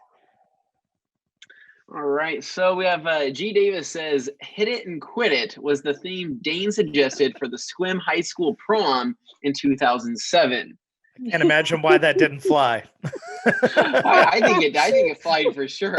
And then G. Davis says, Danny Israel, it's never a bad time for pudding. Ask Nate. And then Morgan with the important question here says, chocolate or vanilla pudding, guys? And then G. Davis. She's pretending a lot don't exist. Yeah. We need Joe Wetzel to weigh in on this. Gee, I don't know if we want that. Morgan says no. And then we have Chase Guam says, Levi, stage an electric leaf blower master blaster in the bathroom. Maybe they might use it. JK. And then Kickoff my says, kids would, but they would use it for random stuff. They wouldn't use it when they get out of the shower. They'd use it for other things. Kickoff says, just use Dry Me River if you feel dampness before putting on your underwear. Dane uses the Dry Me River towels in his household. He's been a user of the microfiber towels as drying towels for a long time. And then we have Chase Guam says vanilla or mix it with chocolate. And then G. Davis says, when I think of someone having moist issues, I automatically think of you. Well, it's the thought that counts. And then Dane, that Marilyn Monroe fan, would blow up your sleeveless microfiber after bath kimono. I'm just imagining a kimono without sleeves is a bizarre. All right. It would be what Dane would have, though. That's like some real Kenny Powers kind of stuff, man. Yeah, but that seems like a product that the rag company used to sell when your parents took over. Yeah, when we had some leftovers from the previous administration, and we're like, "Oh, what's this?" Look at all these bathrobes on their bath kimonos. Wow. I actually do get. You guys are probably wondering. We do get emails from other companies that are trying to sell us microfiber products the time, and they do make microfiber bathrobes and microfiber kimonos and things like that. So they are available. You can imagine it. It exists. Yeah. Matt Chappelle, what's the weirdest thing you've polished and or coated out of boredom OCD in the house? I coated my air conditioner when I first bought it at my old house, and then when I bought this one, I coated it as well, because I don't know if you guys have bought an air conditioner for your home in a while. They cost $5,000. They're very expensive. Yes. So I'm gonna coat it. Plain and simple. Anybody else? Anthony, I know you for sure. You've done something. The weirdest thing? Jag. That was weird. I wouldn't say I've coated anything super strange. I mean, I would say that like my motorcycle helmet, that's not a very strange thing, but I polished that and coated it. That's pretty much it. I mean, we actually had this discussion a couple weeks back, and I said something, but I can't remember off the top of my head what it was. I've coated my phone. Coated my phone. I've coated my watch faces. Coated my glasses. Yeah, Morgan, you coated or polished anything at home? I did polish the kitchen sink. Which Nice. was fun. What's the kitchen sink made of? Stainless steel. Okay. Nice. Well, let's cool. see. How'd I it know. look? Oh, go ahead. What? Oh, I just said, how'd it look? pretty freaking good for how it was to how it turned out. I was impressed. It was worth the work. Nice. Good. Well, I know Levi did put gloss coat onto our full set of cabinets that were wrapped in vinyl. Like Anthony that whole helped thing me. for the background. Anthony helped me for that. It's like Anthony's second day of work.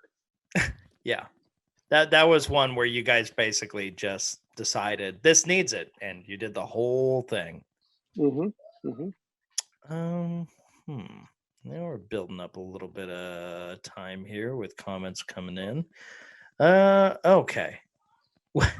Yes, asking the question. That is the answer. Okay. Alkaline Trio Capture Mat has been immortalized on the TRC discussion Facebook page. Y'all have fun with that. Nice. I like it. I already marked that one of my bookmarks. G. Davis, I forgot the kimono also has a back door. Oh, no. I'm starting to think you guys don't know what a kimono is. No, we know what a kimono is. I don't mean you. I mean them. Hans closed it. No, he does because he posted a picture of it on the emoji on there. There's a kimono on there. No. Hans, Morgan's already having a party. Snacks are already there. Morgan says, Hans, do not expose me. Hans says, I need a McMurry sticker. I won't tell us so. Morgan's going to trade for stroopwafels. Ryan Rigdon, Morgan, how did you polish your sink? ? That's a great question. So I'll admit, I wanted to try out the Barkeeper's Friend because I'd seen a lot of videos and TikToks about it. So I finally gave in and tried it out. And it worked really well. And I really was happy with the results. So if you have a stainless steel kitchen sink, give it a try, see how it works, see if you like it. There you go. She's Barkeeper's Friend. Yeah. I know we used to sell that at Home Depot. So yeah, they had Barkeeper's Friend it's still Home Depot. I'm pretty sure I bought it at Lowe's. Okay, they probably both carry it. Yeah. Umberto, before having ceramic coating, I used to wash my mower and wax it like it was my car. Once ceramic coatings showed up, I did that with my mower too. Fab just bought one and he coated his deer. Yeah, no, I did that to my Honda lawnmower. I coated it when I bought it. I remember that. I was pretty proud of myself. And then I woke up the next morning after buying it and coated it and all that and mowing my lawn that I wanted to mow it again. But this year marks like probably the 7th or 8th year I've owned it. And it's gone by very fast. And it's pretty dirty still. Like I had to wash it. I need to clean it some more. It actually needs a full detail. I pressure washed it before the beginning of the season, but it is weird that I just never went back to fixing the coating. So Han says, sounds like a deal. I will order and have them shipped to TRC. Of course. So Delphine, hi, I was considering using MDR in my sink. Yeah, Delphine, you can use it. MDR will work. It's a calcium deposit remover. It works just fine. Make sure you wear gloves. Morgan says, yes. Mike Filler, hey guys, when are you going to get bigger sizes for Wowo's products? Well, Mike, the problem we're having right now is just getting everything rounded up because of everything that's going on with COVID-19 around the world. It's just been difficult.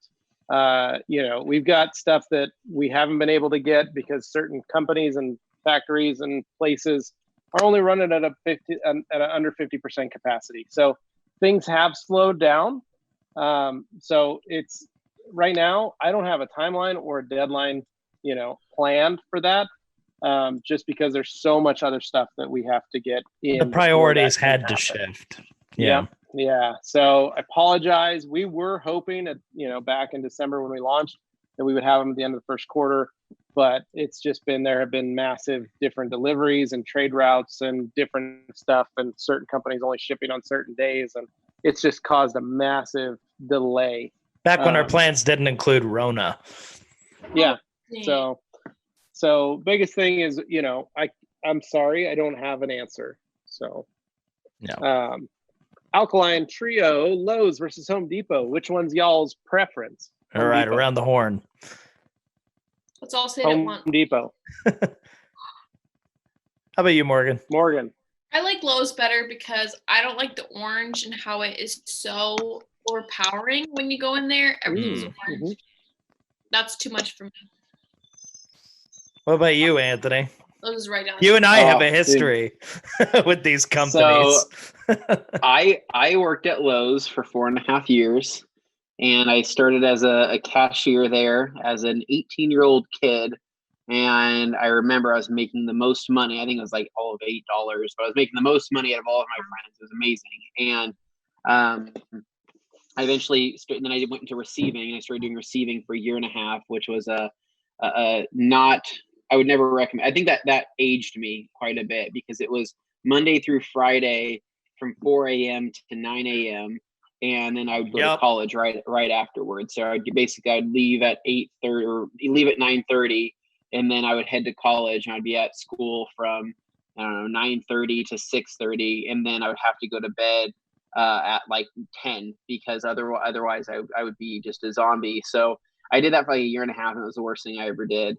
And then I moved into outside garden, and I was a garden specialist for like 2 years or something like that. And but with that said, I hate Lowe's. I think Lowe's sucks. I think Lowe's. I think that Lowe's in general, right? I think that there is some quality things there. I think that they have some good, like, let's just say like outdoor equipment. I think they have some good furnishing stuff. I think they have. I think they do have good quality plants. Yeah. I think that their let's just say their cabinets. I think their flooring is good. I think they have certain areas that are kind of, they specialize in, or they have better quality stuff.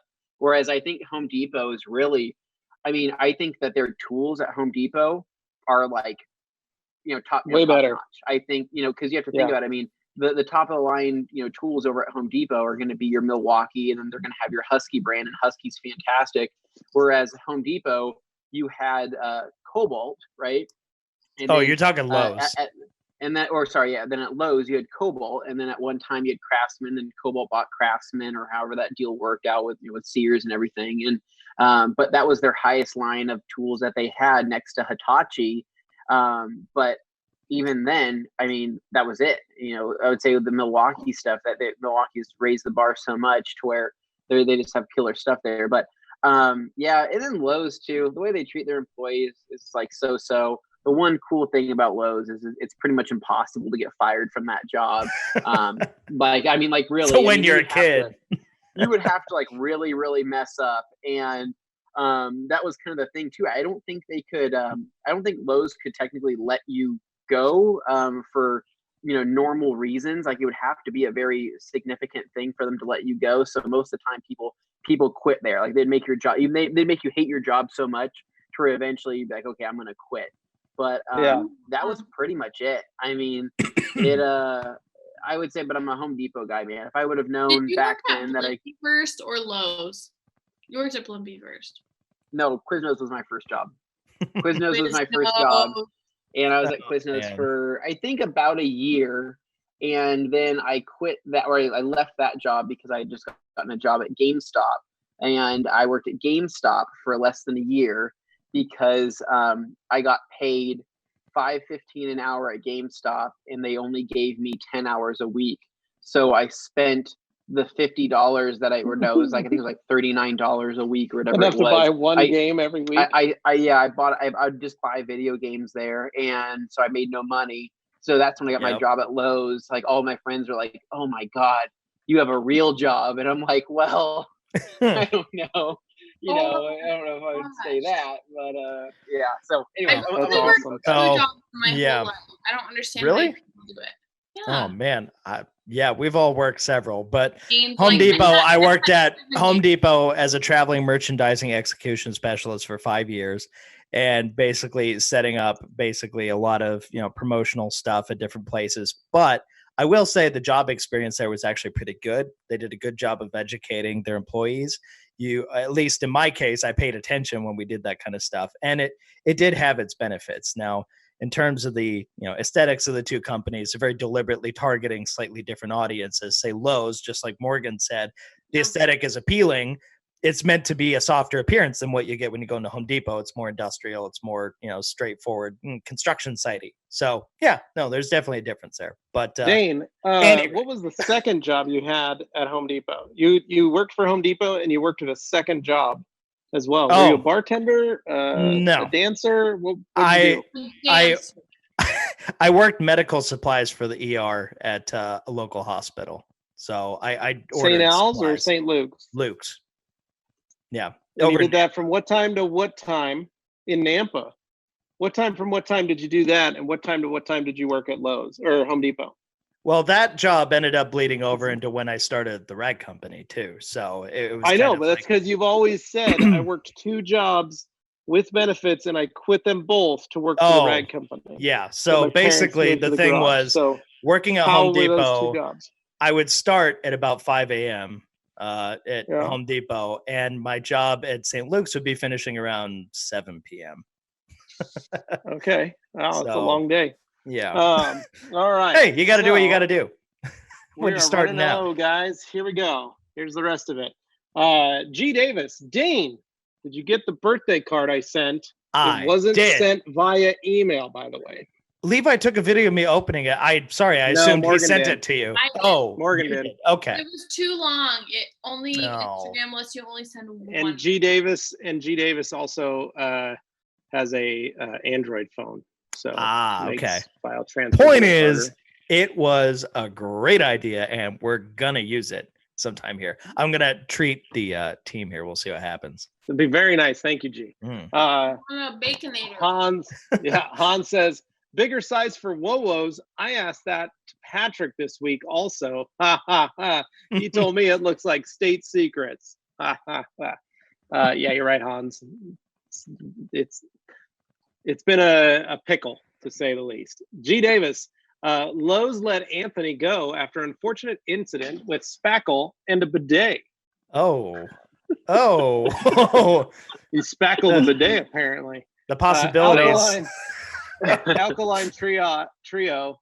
Anthony would you say that you have low standards? If anything, I would say that job gave me much higher standards because when you work with a bunch of middle-aged people with problems, you're like, I want to get the hell out of it. No, that's a part of it. It was like there was a lot of growing up to be done there. So say that?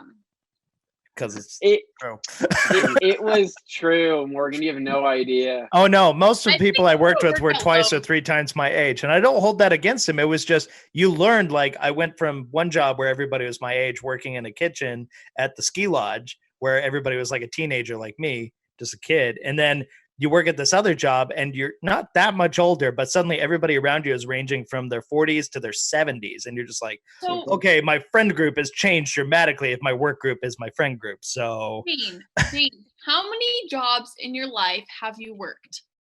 Let's see. We got the ski lodge, ski instructor, did Home Depot, JCPenney's for several years, worked at Walmart as a cart pusher. Sure. Yeah, worked at the hospital ordering supplies, and then Ragco. And those are like the official, like straight and narrow 9-to-5er kind of jobs, although they weren't really 9 to 5. Some of them were very early. Other ones were more like odd jobs, like video production, freelance stuff, cord wrangler stuff. And I definitely did some cord wrangling in the day, working on some movie sets and stuff. Grip. So I have experience there on set. Yes, it's true. So like more than 5? Yeah. Yeah. No, it's good. It makes you well-rounded. You learn a lot. And frankly, a lot of these jobs that you do early on do not pay well. So I made the mistake Anthony did where I ate my lunch, cost my entire wage pretty much working up at the ski lodge. I would get like a big lunch because I was so hungry from like bussing tables and making the Rice Krispies and brownies for everybody that I'd go then and get my lunch and it would basically eat up all the hours that I had. Yeah. But they paid us in ski certificates and passes. So that was also kind of nice. All right. So Morgan says spigot. G. Davis says Dane met his first girlfriend in the power tool section at Home Depot. True story. Oh my. Hans says Stroop waffles are ordered and paid for, Morgan. Alkaline Trio says that next time we take Dane for granted, we should remember that he used to be an execution specialist. When I was doing it well, my bosses did say I was killing it. Yep. Morgan says he's the CEO of Execution. And then G. Davis, Dane also for 6 months as a handsome male companion. Nice. You know, some things don't go on the resume. So the only thing I did different from detailing in cars is I worked at a car wash, then detail shop, car wash, detail shop, detail shop, detail shop, detail shop. But there was a span there for about a year where I got out of it. And in that year, I worked for Micron Technology, a memory chip manufacturer here in Boise, Idaho. Worked there, working in the fab, Fab 1, random defect analysis. Then when I left there, I went to work painting houses and commercial buildings for about 6 months with a buddy of mine. When I finished that and started, I quit that job, got a job at a concert house here in Boise, and that became a part-time job that I kept up until about 2 years ago. I was one of the longest running employees with over 18 years of service to the knitting factory. I have been working for them as a part-time employee when they needed me through marketing, as well as when I was doing, concerts and events and stuff with them. So I held that job for that length of time, always as kind of like an evening weekend kind of job while doing detailing again. And then for a little span there before my kids were born, after I got married, I went to work for George's Cycles as a bike mechanic on the weekends. And that was the job, like you guys, where all my wages went to bike parts. Yep. Because I just buy bike stuff because it was like a job for a discount, basically. Oh, yeah. So. Yeah. Yeah. No, Humberto says he had a Micron computer. Yeah, there you go. Yeah. They make a lot of the chips for cell phones. I remember though it was funny because I don't know about you guys, but I mean, like, when you're back in the day when you're a kid, right? Everybody looks at you as a kid and they're always kind of like, you explain your interests because you just have those conversations. What are you into? What do you like to do? And they kind of laugh, right? And it was funny because when I was at Lowe's, I was the youngest employee there. I was 18, and I was the kid that liked Honda Civics, right? Like I liked Honda Civics, and they always laughed at me because they're always like, "Oh, you're a cute car," and I would get excited. I'd say, "Guys, I just ordered this new shift knob," and they're like, "Oh, that's really cool." And then they'd always say, "Well, someday, Anthony, when you grow up, you're going to get a big boy car, where people have a little bit more respect in the Honda Civics." And I kind of laughed and I said, "Yeah, maybe I will someday." And then I remember that when I started working out, right, that was when I started kind of getting into weightlifting. They would laugh at me and they would say, "Well, what do you think? You think that you're going to be a bodybuilder someday? You think you're going to be in like magazines and stuff?" And I'm like, "Well, no, I just, I like, to work out." And then, of course, what happened years after that. and it's just kind of funny, like, because, you'll get discredited. That's why Jimmy that works with us, right? This is one of his first jobs. He's only 17 years old, or he's 18 now. We constantly try to we heckle him a little bit, but we always try to build him up and give him credit because he does amazing work and he films some fantastic cinematic content. So I think if you're ever in a job position where you have somebody that you see growth opportunity in, or somebody that has passion behind something, don't put him down for it, because God knows. I mean, Jimmy might be with us for several years. He might be with us for a long period of time. Can you imagine Jimmy at 40 still owning a couple Miatas? Fully boy Miatas? It would be the same, just more of them. Yeah, but who knows, man? I mean, maybe someday he could be some crazy filmmaker. Maybe someday he could do something, because we see a lot of talent in him. So I think no matter what position you are in life, I think it's easy to see first jobs and discredit people. But if Levi's manager at his first car wash, if Levi said, "Hey, someday I'm going to be a semi-famous detailer on the people internet," are going to know me. I'll be world renowned. Okay. Yeah, sure. Yeah, if I was like, someday everybody's going to know my name. I'm going to walk into trade shows. People are going to know who I am. I'm going to be stopped in airports. People are going to shake my hand. And your boss says, "That's great. Now go scrub the bathroom." Yeah. Yeah. Yeah. They'd be like, okay, Now go dude, mop the floor. whatever. But like Jimmy, I'll show you. I'll be the old man here and just say he's very fortunate to have this as his first job. Although in a way, I Yeah. think having the learning experience of having, let's be honest, some crappy jobs out there that kind of teach you the hard lessons that later become valuable lessons. I think there's a lot of positive to that too. It's just if you don't have to suffer through that and you can still turn out okay.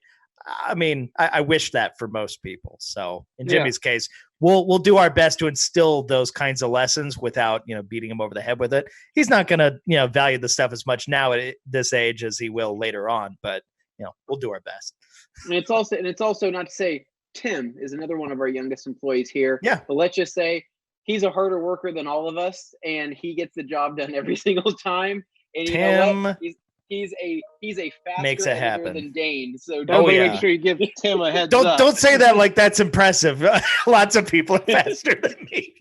but Tim is wicked fast, and another person we try to compliment a lot to try to build up because he does a really good job. It's hard to give Tim crap. It's actually almost impossible to give Tim crap because he does such hard work. He controls the stream. He's the reason we're able to produce this stuff. With the I guess we produce so much of it, and it's only because he's able to help us do it. Yep. So absolutely. Thank you to Cool. Tim. All Make right. sure you pay attention leave a next time comment we for do Tim one there. of these. Okay. All right. All Han right, says guys. the present will be here from the 15th to the 20th. Umberto says a very reliable machine, a Micron computer. And Mhm. Morgan says heart, Hans. And thank you, gang, for tuning in and hanging out with us. Tune back in 6 p.m. So 1 hour from now, I will be live on the Leaders Zentrum YouTube channel.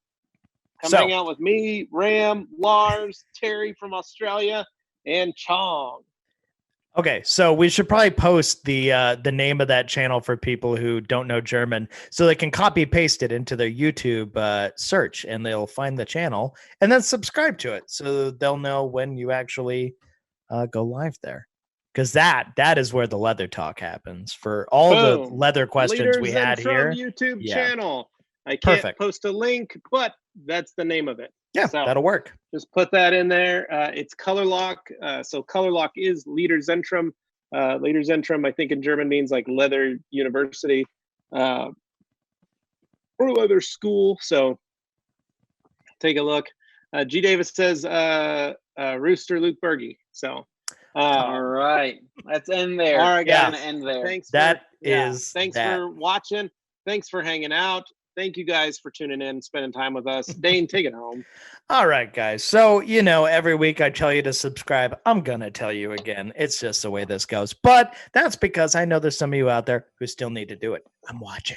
So anyway, make sure you click that button, click the bell so you know when we release new videos. And if you haven't done it already, go over to the Rag Company podcast YouTube channel and subscribe to that too. That's where we do lots of our long form interviews.